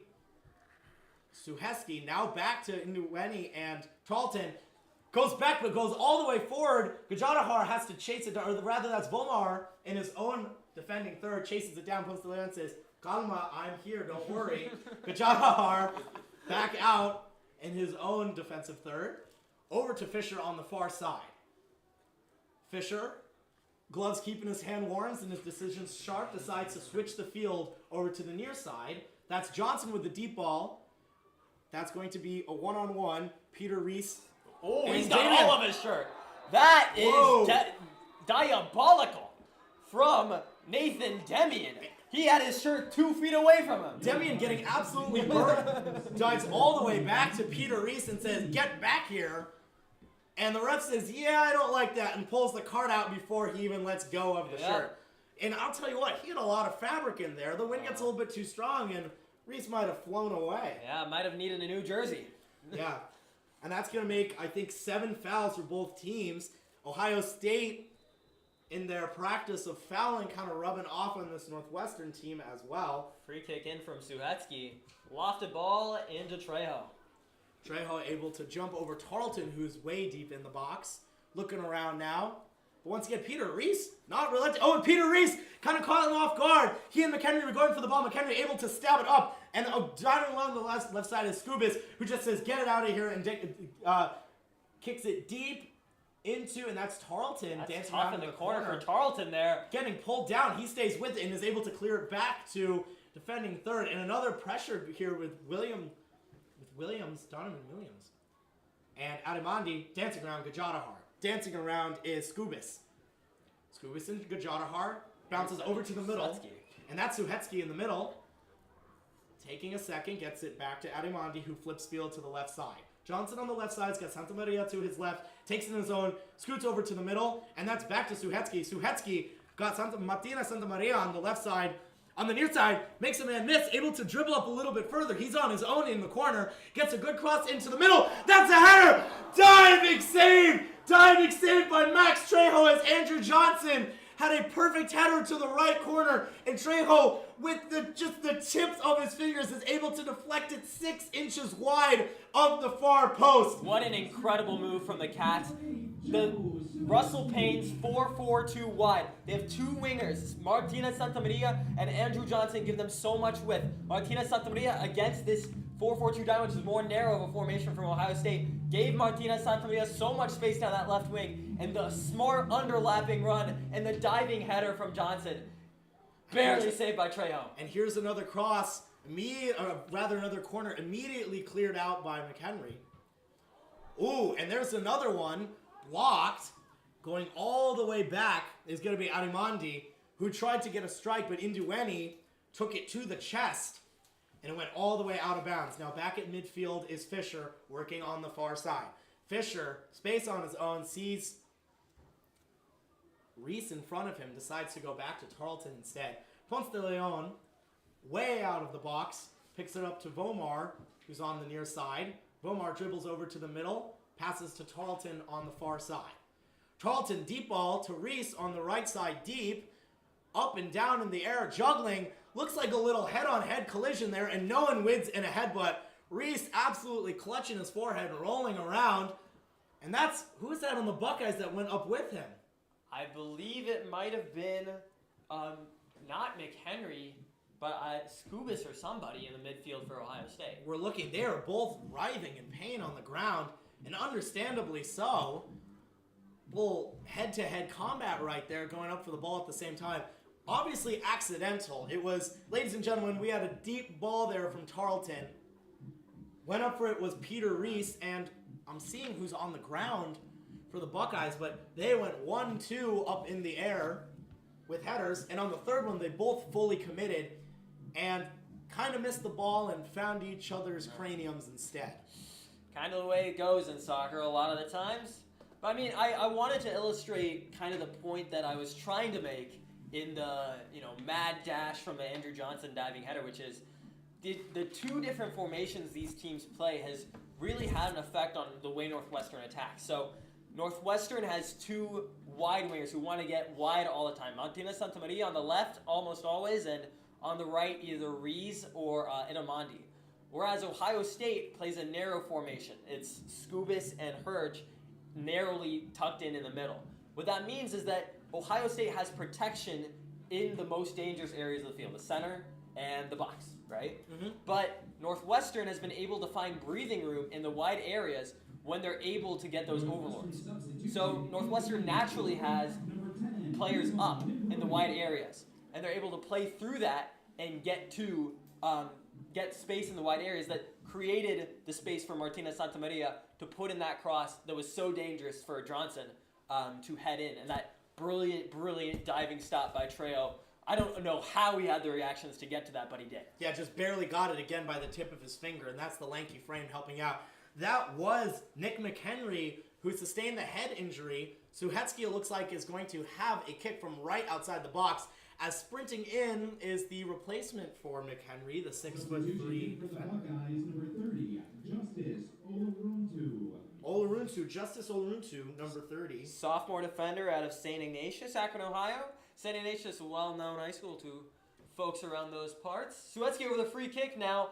Pretty dangerous. This one has a chance over at the far side, about 10 yards out from the D. Everybody except Gajadahar basically in the box as Suhetsky takes a big boom with the left hand, goes right up, and on the rebound off the chest of Trejo is Johnson, who says, "You got me the first time, the second time you will not," and banks it in off the right foot. The left side of the goal is where he finds Purchase, ties it up in the beginning of the 59th minute. 1-1, Cats and Buckeyes. We are all knotted up with all to play for in these last 30 minutes of both team seasons. And can I say, what a dangerous free kick from Suhetsky. When you think about shooting at goal, not a very dangerous free kick as far as like getting it on target, but it bounced right in front of the goalkeeper Max Trejo, which is so difficult as a goalkeeper, dealing with a ball that just bounced 2-3 yards in front of you. He barely parries it away, and Andrew Johnson doing what every coach from U4 to the pros will tell you, which is follow the shot. Follow the shot. And such an easy tap in for Andrew Johnson going in for what will go down as his first goal of the season. What a time to get it. What a time to get it. And I'm looking again at the replay, and it did go straight into the chest of Trejo. However, just the mustard that was put on it by Suhetsky was enough to give Johnson the chances. There's a deep ball down the left side, trying to get back in the lead. That's a little bit of a handball coming in by Adamandi. Donovan Williams jumping up and down, putting his hand on his head. Cannot believe what he just saw. Little Maradona hand of God action there by Adamandi, completely ignored. Back over on Northwestern side, deep is Vomar. Vomar to Johnson, who just had the equalizing goal here in the 59th minute. Martina Santamaria dancing a little bit. Up the side, and that's O'Reilly. O'Reilly turns and brings it, cuts it into the center field, way into the attacking third, pushes it all the way to the far side, working his magic now a little bit, and that's straight into the gloves of the keeper. Adamondi, who is working the far side, takes a big swing, but hits Trejo straight into the hands, and he said, I'm going to get it this time. Yeah, and that was a great cut inside. Adamondi, a left-footed right winger right now, which allows him to cut inside. Very difficult to defend when you just need 6 inches of space on that top of the box. And kicked out by Trejo. Goes straight back into the feet of Northwestern, however. Gajadahar gets it, corrals in midfield, goes back to Fisher with it. Fisher 2-on-1 action, able to get out. Gajadahar again 2-on-1. Tarleton now 2-on-1. Sustains it and kicks it way up to Adamondi. However, that's Williams able to get the ball back into the feet of the Buckeyes. Buckeyes with Gile. Gile back to Demian with the yellow card. Kicks it way into the far corner in the attacking third of the Buckeyes. However, it's only Tarleton there, who happens to be on the other team, to corral the pass. Tarleton with a deep ball of his own now, and that's Peter Reese on the receiving end. Peter Reese takes a touch with the foot after the dangerous header attempt. Over to Johnson on the near side. Johnson with space move. Martina Santamaria gets it in the corner. He's got space to work. 2-on-1. Johnson now with space of his own. Crosses into the middle. That's Reese. A dangerous header up in the air. Adamondi, rather. Kind of went off of his shoulder. And they're going to say it's a corner? Mm-hmm. I believe it was off of Oloruntu or someone like that. Gile really not liking that. But I mean, again, something to notice, something to watch. Every time Northwestern brings it out into the wide area, an Ohio State player is not there. They have to come outside, right? And those split seconds are enough time for Northwestern to find more space. And here's another attempt at danger right here for this Northwestern Wildcats team in the 61st minute. In the corner is Suhetsky, getting ready for a left-footed boot.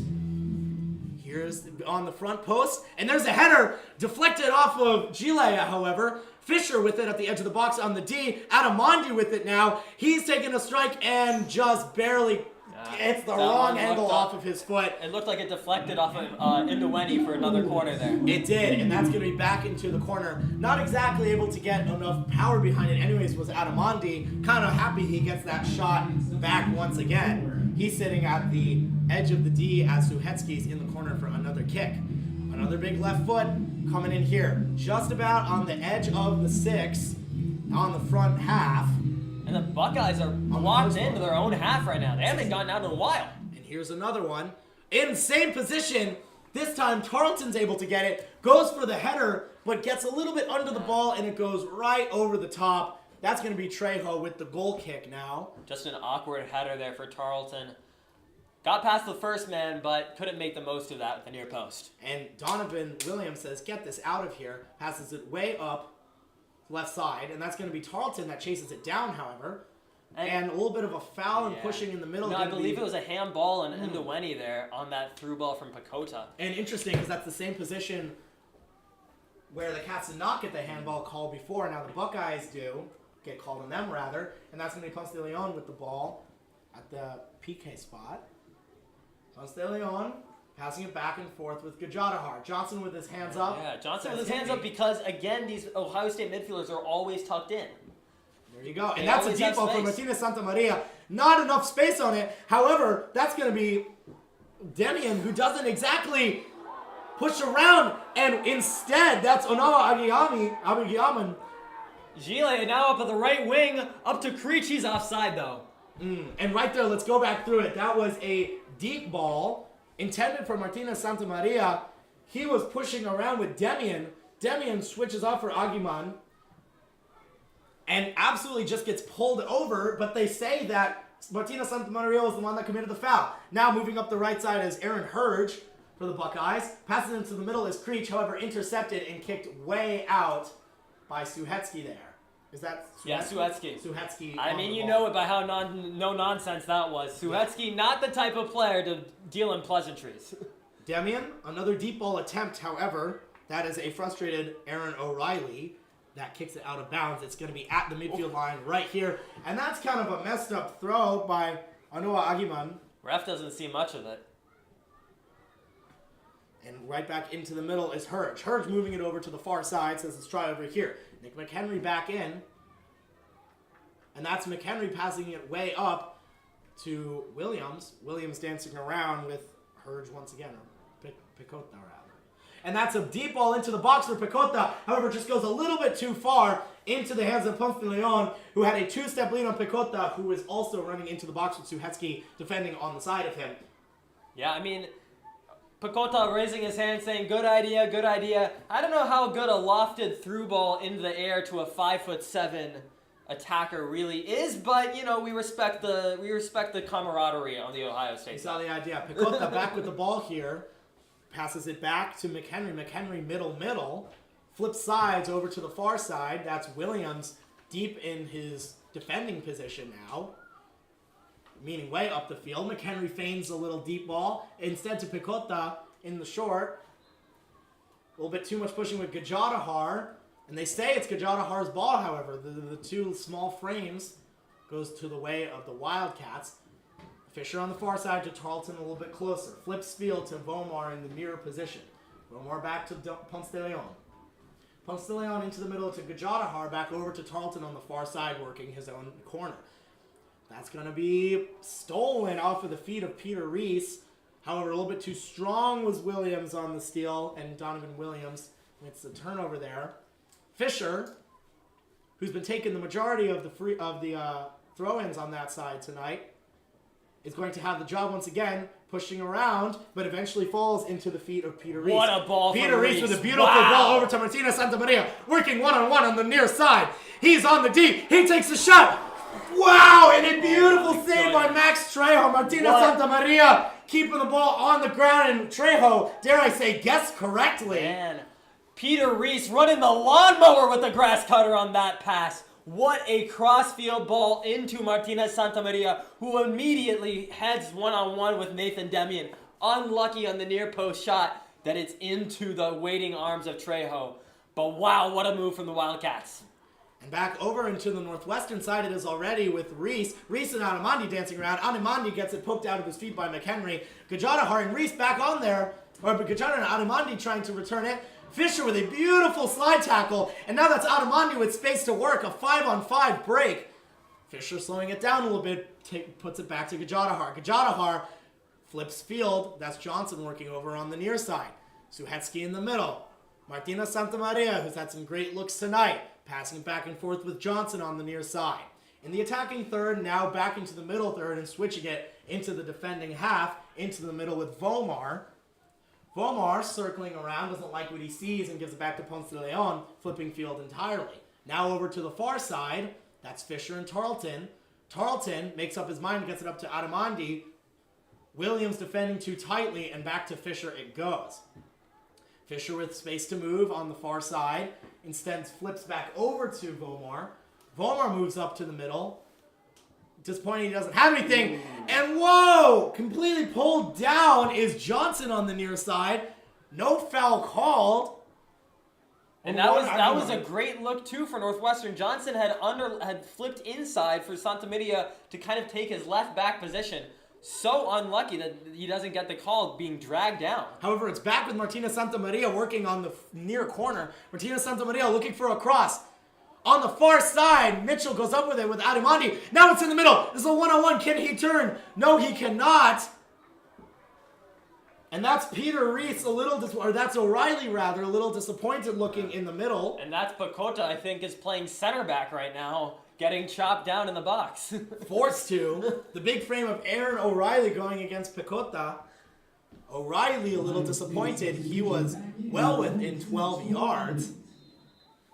Picota, 5'6", playing in the box, dealing with headers.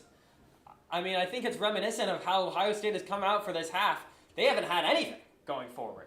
If Picota is back there defending, it says so much about how well Northwestern has done to stay in their own attacking half throughout this half. Deep ball misses Arneson and instead skips back to Williams on the deflection. McHenry turning around. Doesn't like what he sees on the far side. gets it to Williams. Williams gets it up, not able to get to find purchase in a Buckeye feet. Back on the attacking side, and that's O'Reilly. O'Reilly crossed it to the middle, just behind the feet of Peter Reese. Peter Reese streaking in from midfield, nobody marking him. And that was almost an own goal from Ohio State. I believe it was Onwana Ajiman almost putting that in his own net. Onwana Ajiman caught off guard, as was Trejo. Sheesh. Would have been able to tack one on the air for Onwana Ajiman. Wrong end. I mean, Onwana Ajiman has been so lively going forward for Ohio State. Would have been a shame for his performance tonight if he had gone down with an own goal. And that's Suhetsky with the far corner, doesn't find anybody, and that's Fisher to go chase it down. Fisher working one-on-one on the far side, gets it to Adamandi. Adamandi a little poke into Gajadahar. Gajadahar into the box now with Peter Reese. Peter Reese tries to dip it behind him to Martina Santamaria, not able to do anything. The clearance goes back to Fisher on the far side, still in the attacking half. Just didn't have the balance there to go against his body for that pass and that cutback. Just not enough on that ball, and it's pretty easy for Ohio State to intercept. Vomar standing still at midfield, deciding what to do. Decides Fisher can make his mind up instead. Vomar back with the ball because Fisher could not. And the deep ball now, and that's Johnson streaking down the left side, and a perfectly placed ball. Put the cross into the middle is just a touch weak, and that's Hurge able to clear it out. Suhetsky giving chase along with Vomar. And that's going to be lost in the corner. Strike one for Onwana Ajiman. Swing and a miss. Or maybe a foul tip, we'll say. Martina Santamaria gets it into Andrew Johnson. Martina Santamaria, 2-on-1. A little hit to Riley. And that's a good cross. That's deflected. Andrew Johnson, second cross opportunity. Gives it to Gajadahar instead, who puts it into the middle. And a little toe tap by Peter Reese goes nowhere. It goes back out to Tarleton. Tarleton saying that he tripped Indueni. Again, Indueni and Tarleton going at it. In that case, I could have made an argument that Tarleton got the ball there, but too much contact for the referee's liking. 1-1, Cats and Buckeyes tied up in the 71st minute of the last game of the season as there's a deep ball. It's going to be McHenry kind of spoiling that one as Tarleton has to jog back and gives it off to Fisher instead for the throw-in. And this game has been wide open. We have McHenry here for a stoppage. He's down here almost at the 20 yards into his own half. But we have a stoppage here to kind of go through how this game has gone so far. Both teams kind of started out probing each other. An early penalty review that didn't go the way of Ohio State. But Ohio State and Northwestern got opportunities back and forth. Ohio State maybe the more. Northwestern got it back into the half. 2 shots, 2 great opportunities. But Ohio State went into the half up 1-0 after a big header on a corner from Nick McHenry. And going into the second half, it has been all purple. A purple out here at the lake. Northwestern getting all the shots, all the opportunities, and they've been rewarded for it with a great follow-up shot for a tap-in with Andrew Johnson. Something that we really talked about in the first half is that how there were a couple, not exactly stupid, but unnecessary personal mistakes on this Northwestern side that was being capitalized on by the Buckeyes that we're now seeing getting flipped. Northwestern able to take any little opportunity. I wouldn't be surprised if they have at least a 60% possession rate. They are holding onto the ball with zealous fervor. And now they're saying they're going to restart play. And what I'm looking at is that Northwestern, having I think 4 or 5 shots going into the second half, has already amassed enough to make their lead 12-7 shots on the game. And Max Trejo having himself a day with 6 saves. 2 of them really impressive. The one on, I believe it was Reese at the back post early on, and a diving stop by Trejo. And then the Johnson opportunity early in the second half that didn't end up with a goal. Trejo making an insane reaction save early in that second half to keep the score, to keep Ohio State in lead. Not for very much longer though. Again, what a performance from Max Trejo so far. Exactly, and as we restart here, we want to remind you guys with 20 minutes left, or 19 minutes left rather, that Northwestern needs a win or a tie to salvage this season into a winning season, making it their 3rd in a row as we get restarted. And there's a deep ball, a little bit of a poke, and chased down by Peter Reese. Peter Reese 1-on-1 with Williams, says get out of the way. Williams says no. The deflection and pushing, and it hits off of Adamandi. They're going to say it did go off of Adamandi finally, and Williams is going to have the throw in for the Buckeyes. Getting some more crowd noise in here. Maybe a little breeze as we finish up the last 20 minutes of this Northwestern men's soccer season. Looking to finish 8-6-3 or 7-7-3, the Wildcats under Russell Payne. Nduweni pushing midfield with O'Reilly. O'Reilly getting disappointed off the deep ball from Trejo going to the side of the Buckeyes. Pecota dumps it back to Gile. Gile dancing on the left, gets it over to Olorontu. Olorontu deep ball into the middle, chased a little bit by Nduweni. Not effectively though, and that's going to be a goal kick from Northwestern. Ponce de Leon taking his time. They had the momentum a couple moments ago. Getting a little bit colder out here, and it seems they might have lost it. However, they do have this kick here to start something fresh. 72 minutes into this game. Ponce de Leon hasn't had much to do this entire second half. Big deep ball into midfield. And that's lost once again. That's going to go back all the way to Trejo. Giving chase is Martinez Santamaria. Flipping over to the far side instead. Mitchell dancing around.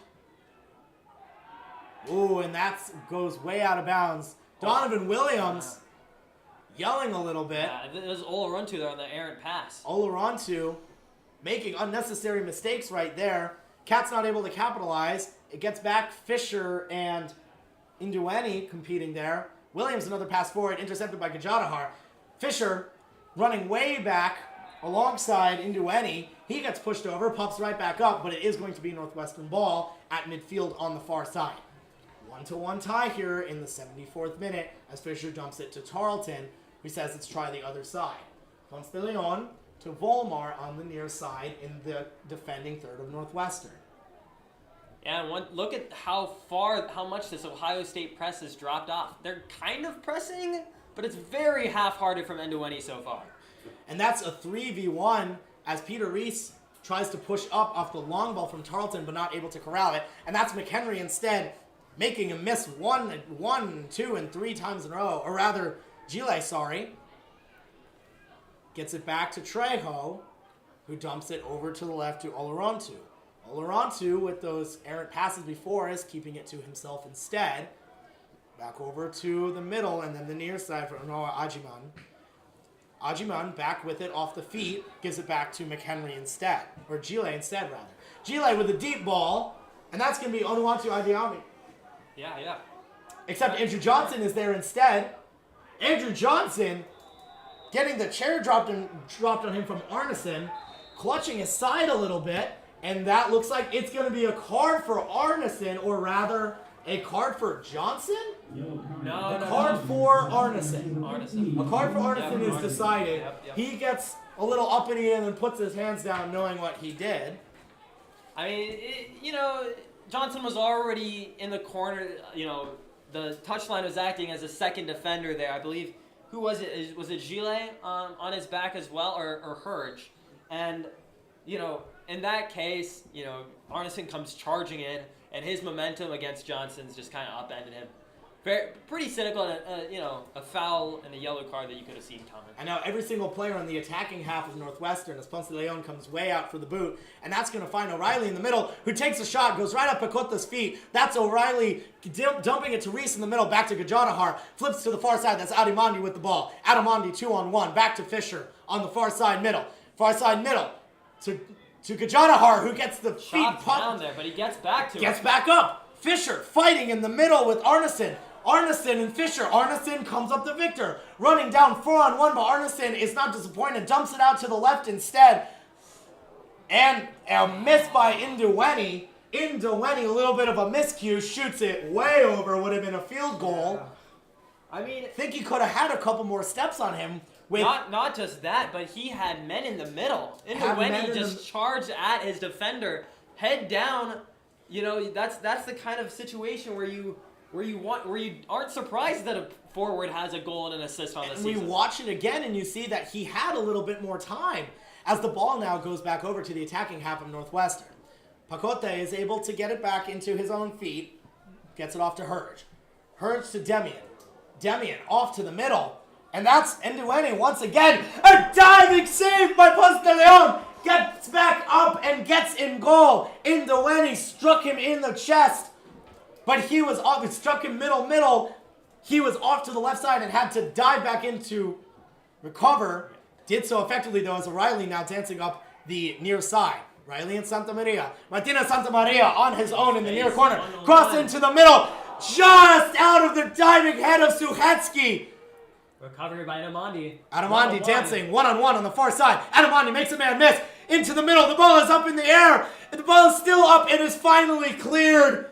On one Ajaman clearing that one there. Wow, in a crazy turn of sequence. events. What From a left to sequence. right. From right to left.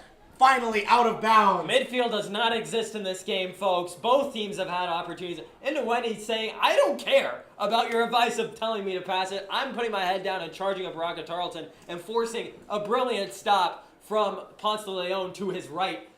Coming back the Cats. Everett Fisher sends it into the box, cleared once again, and he's going to get another chance at the exact same throw-in. Everett Fisher can really bomb it into the middle. Gajadahar staying close if he wants. It is into the middle, kind of into no man's land though, and it is cleared. Andrew Johnson able to put it back into middle of the attacking third. Up in the air and taken down by Suhetsky, and that's Adamandi on the left side now. He's on his own. He crosses it, and it is a bad cross right off the feet of Demian. Adamandi, usually playing on the far side, finds himself on an island over here on the near side. The Itamandi Isles there on that left side of that box. Done well from Demian to get it out. It'll be a corner here for the Cats with Suhetsky for the outswinger. Suhetsky once again. The outswinging shot coming off the curling left toe. Gonna be in the middle and up in the air still. Cleared out of the box. Gajadahar gives chase. Gajadahar over to Suhetsky on the near side. It goes out. Intercepted, I believe, by Evans there. Cole Evans. Gonna be off the feet of the Buckeyes, though, and still with the Cats is the ball.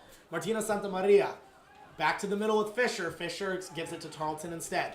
Tarleton flipping over to the far side. Adamandi back in his normal place. We just saw him out of place making damage before. Now working against Williams. Williams off guard. Crosses it into the middle. And a really careening. And there it is. Back into the middle. Nobody can get it. Andrew Johnson with a hard shot. That careens off the foot of Trejo. Trejo able to get it cleared out. And Suhetsky not able to turn around as it goes out of bounds off the feet of Pacota. And there is Martina Santa Maria passing it back into the middle. Suhetsky using his big body. Gives it to the middle on the near side with Martina Santa Maria instead. He's dancing around. Gives it back to Max Bomar. Trejo standing on his head tonight. That was his 8th save of the night.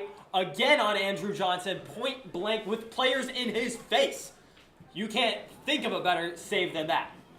Here in the 79th minute now. So much action. The Cats having 14-9 shots as Adamandi streaking down the far side. Adamandi looking for somebody in the middle. Doesn't find one before he gets tackled and the ball goes out of bounds. Going to stay with the Cats as a corner, however. And again, I mean, Northwestern hasn't found really opportunities right off the first ball in these corners. But it's been a few times now that Ohio State hasn't really been able to get into their organized defense off of these corners. Short option to Gajadahar, though. Gajadahar plays it back to Suhetsky. Suhetsky kind of a diving hit as he attempts to cross it. Fisher kicks it up in the air. Doesn't exactly work, though. And that's another almost own goal by accident from Demian, who's shouting at anybody he can see when he almost just scored. Just at the 6 mark was Demian. Headed it back to Trejo. Good thing Trejo was on his toes and able to grab it. Yeah, and here in the home stretch of entering the 80th minute here, folks, tied 1-1. Neither team really has much to play for here, but both teams are going at it at this full tilt, knowing that they have only vacation waiting for them after this game. And interestingly enough, you don't see as many of the, let me interrupt myself, as now deep in the attacking third are the Buckeyes, cleared out by Vomar, attempted at least, still dancing in the middle, still dancing on the outside, and that's going to be O'Reilly finally deflecting it out of bounds. Artisan, the Dancing Dane, couldn't find purchase in the box there as he was looking for a opening to cross over on that right side. Eventually deflected off of Andrew Johnson and Volmar to go out for a throw. and that's going to be Indueni going out, and it looks like, is that Cole Evans coming in? Who's that? No, I'm not seeing I it. believe we will get an update for you as soon as we can. He went into Ford, number 19 there. Yeah, I believe it's Williams now on the far side, over to Evans, over at the corner, and that'll go out for a throw. And that's a throw in. Everett Fisher back on the ball. It looks like most of the starters in common and most regular players are being kept in replacement for some of the more bench warmer characters. It's Niall Waugh in at striker for the Buckeyes. So up top, it's Waugh and Arneson. On the right, Hurge. In the middle, Gile, Pecota, and on the right, on the left, Evans. Working the near side in midfield now is Johnson. Johnson up in the air. Johnson still pushing around Martinez Santamaria. A little bicycle behind his back.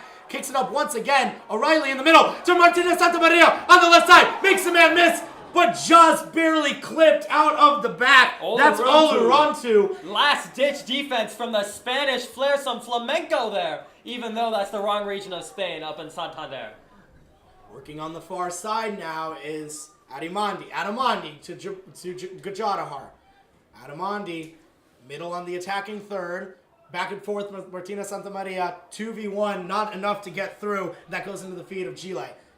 Gile dumps it off to Cole Evans. Evans able to give it back to Gile. Gile, a little high ball into the middle. Johnson spoils it. Back to Gile.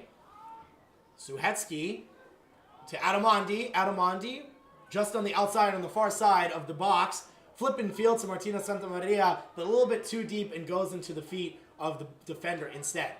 Johnson back with the ball on the near side for the Cats. Martina Santamaria in the corner to his left. Chooses the cross into the middle instead. And that's Riley. Just barely soft. And that's contained by Trejo. Trejo found himself in his own goal. Kept his hands just on the outside. However, if you look back on that line, the plane was not broken. He did have to fall forward, however, to make sure the momentum did not bring him back, as he now kicks it into the attacking third of the Buckeyes on the right side. And that's going to be Arneson chasing it up into the corner. Arneson working one-on-one versus Vomar. Arneson with a deep cross on the left and a poor cross. That's Pacota. Pacota now loses it to a combination of Everett and Gajadahar. Gajadahar deep ball. That's a 2-on-2. And that's a breakaway. That's Peter Reese up on the side. Peter Reese got one man to beat. He does not beat him. But that in the middle is Aaron O'Reilly. Aaron Riley. The connection from Reese, the 2-on-2, proves fruitful. O'Reilly. Oh my goodness, in the 84th minute, puts Northwestern in the lead 2-1. Not the nail in the coffin, but at least closing the lid on the Ohio State Buckeye team in this last game of the year.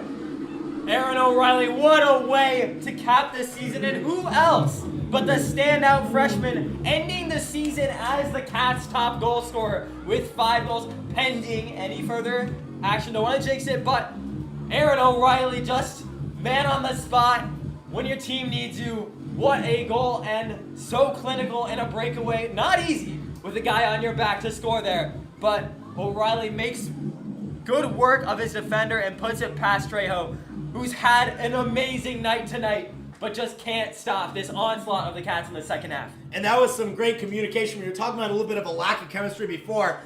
You could convince me that there wasn't any. Right there, a little back and forth 2-on-2, a little bit of a weave back and forth, a little bit of a dance, a little bit of baila. And that is enough of the music to make magic happen. Ohio State now punched in the mouth. They were up and looking great in this first half. That goal confirmed. I believe maybe a check for offside on that breakaway. Moot point. The crowd is going nuts. What a way to end this season with a thriller of a game so far. And a little bit of desperation here feeling from the Ohio State side, saying, okay, stop checking the goal, we want to go. Pacota starting it off. and they will just send it straight up to anyone who can get there. Gile onto the far side on the left. Fisher, however, intercepts. Williams deep in the attacking third. It's still up in the air, dancing around. Suhetsky comes down with it, however, it goes back up. Gajadahar clears it out, but right into the feet of Gile. Deep in his own third. Onto the right. Cross into the middle. And right there is Olorontu. Is that Olorontu in the middle? Back to Gile anyways. That cross is perfectly into the hands of Gajadahar, who clears it. Williams on the far left side, into the corner. Into the corner is Arneson. Arneson tries to hit it into the middle off the head of Fisher. That's going to be a corner kick. Now a little bit of desperation we're feeling from the Buckeyes, but not to the point of not getting anything done. Now deep in their own attacking third with this corner. Corner going to come from Onawa Ajiami. Who hasn't even taken a breather, I believe, in this game. For being the right back for Ohio State, up and down the field, it has been an all-out effort from number 2 in Scarlet and Gray. Onawa Ajiman looking in the middle, and that's a deep cross to the far side. Nobody there. Giving chase is Johnson. Johnson getting pulled out of bounds there. Olorontu, who dragged him down there. And it can't be surprising when you're down 2-1 late. Olorontu, just a little bit of desperation. You want to get that ball just that 10% more, and you're just that 10% over-eager, dragging down Andrew Johnson. And now Northwestern can take its time. A little bit of a light mist here as well at Martin Stadium. A little bit of a light mist coming down. Lake effect over the, other side. Lake mist, other side. Yes. Yeah. Ponce de Leon, ready to launch it from deep in his near corner, near side. It's the left side boot way down. Martina Santamaria levels under it. Instead, O'Reilly in the middle, just with the incredible score a couple seconds ago. Gajadahar in his own third gets up to Martina Santamaria. Contending for it, pokes it back in. However, that's going to be Arneson. Arneson up the field to Waugh. Waugh loses it. Johnson on the throw-in on the near side. 84 minutes, in the 85th minute rather, are we. Bat across into the 86th as there's the throw-in. Gile up the field. Waugh dancing. Waugh dancing with Hurge. Into the middle is Gile, uncontested, and a deep ball over to the left. That's Williams by himself, rears back, and a bad cross into the middle, goes off the top of his foot into the feet of Adamandi, who hits it back with a bad cross on his own. O'Reilly giving chase. Gile in the middle, looks over to flip the side to Demian. Demian moving up the field. Everybody in the attacking half of Ohio State now. Demian to the near side. Demian, and that's Picota in the corner. 2-on-1 situation from them, and Martina Santamaria is able to clear it back onto the attacking half. Giving chase is Olorontu. Trejo comes out and passes it forward to Demian, however. Demian, a deep ball down the near side. Giving chase is Waugh. One-on-one with Johnson. Looks to the middle, and Johnson able to get a toe in and just barely poke it out of bounds. However, going to be a corner kick. Andrew Johnson can't say enough about that performance tonight. Defensively, offensively, he hasn't let anything go down his wing, and he has been incisive for the Cats up going forward. Cross into the middle, and that's going to be just barely missing. Barely missing on the near side post. Oh my goodness, ladies and gentlemen. That cross went perfectly onto the head of Olorontu, and Ponce de Leon could do nothing but watch as it went by him as he was defending the far post. To the near post it went, missed by about 1.5 feet wide. Watching it back, and Ponce de Leon was already ready to put his hands up in surprise and devastation. Instead, able to boot it away. And that's going to be hit by Adimandi, still up in the air. Williams comes down with it, passes it forward. Tarleton dancing around with Picota. Fisher up in the air for his own. Middle. Demian to Arneson, and a big hit all the way back to Trejo, who's on his own on the far side of the field, defending for the Buckeyes. Flips it over to Demian on the near side in the middle third.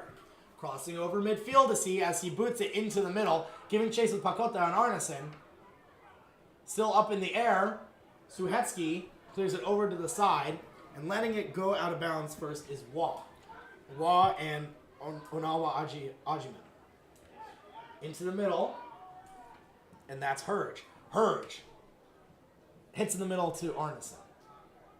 Pakota just barely misses the ball on the near side, and that was a miscue between Onyawa Ajiman and Pakota there. Just Pakota making the run checking back closer to the ball, and Onyawa Ajiman playing it towards the byline there. Not what you want to see, especially when every second counts. These are the last 2 minutes of both of these team seasons. And the Buckeyes kind of feeling it now, realize they might have squandered a good situation as Adamandi gives chase on the far side, just crossing over midfield. That is going to be out of bounds. Cats do get the throw in. Everett, taking his time, finally throws it in to O'Reilly, one of the heroes of the day, in this come-from-behind lead. Tentative victory, but lead in the 89th minute for the Cats, as they're going to now take That looks like a free kick there for some tugging on O'Reilly's shirt. I think the Cats will take this one to the corner now. Dancing around with Suhetsky is Williams. Williams and Suhetsky getting all the way into the corner, and Williams and Suhetsky dive like a slip and slide together. Wow. And there's another dive on the part of Williams, and tripping over him is Suhetsky. Suhetsky puts his hands up like, what? You were laying in front of me. But Williams decides he doesn't have enough time to really argue about it and says, we got to keep going, but they're going to call it back. They'll stop the clock here. But some afters, as these two teams are desperate to finish their season on a high note. Northwestern looking to close this one out 2-1. A minute here for the Buckeyes to make something of their season. Trejo, long ball up to anyone who can get there. 1 minute remaining. 1 minute left in the season for both of these teams. How do you want to remember your season? It's all down to these last 10 minutes. Northwestern really capitalizing off of the second half stats where they show the most prowess. However, Buckeyes with the ball now with 40 seconds left.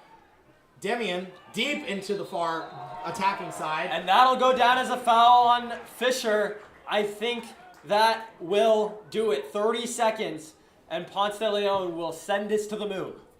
As Fisher takes the foul and goes down hard. Pops right back up, though, as Ponce de Leon, with 18 seconds left, will boot it up as far as he can, with O'Reilly settling under it. Another foul once again as Williams is pumping the air. 10 seconds left on the season. Demian sending it deep. And the ref wants to call the... This is so anticlimactic here. What a way to end. Full time here. The Cats come back.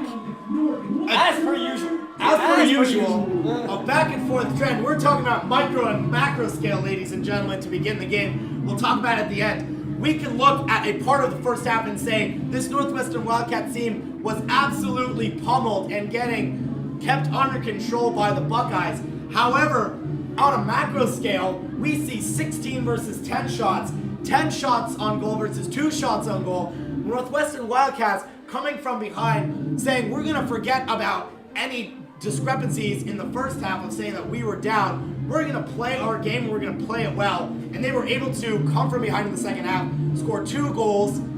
Johnson and O'Reilly, both on goals that were collections of team collaboration. Both freshmen. Both freshmen, too. And we talk about in a game where we're looking towards next year, what does it say to have 2 freshmen be the reason that you guys came from behind? When Russell Payne came to Evanston, he said, this team is going to have an upward trajectory every year that I'm here. And Northwestern, there's no better way to show that than on the last night of your season, scoring goals with the guys who are going to be here for a long time. I mean, what a way for a guy like Joe Suhetsky to go out on a win. Ponce de Leon doesn't keep a clean sheet on one of his last games of his career. But what a win for Northwestern. It has been an absolute pleasure calling this one with you guys. Sid Saram and Sonny Noble signing off on a Northwestern Wildcat season that ends as a winning season. 8-6-3. The Cats go 3 seasons in a row with winning seasons the first time since 2012 to 2014. We will sign off for you on this Friday night. Folks, have a good one. Stay safe out there.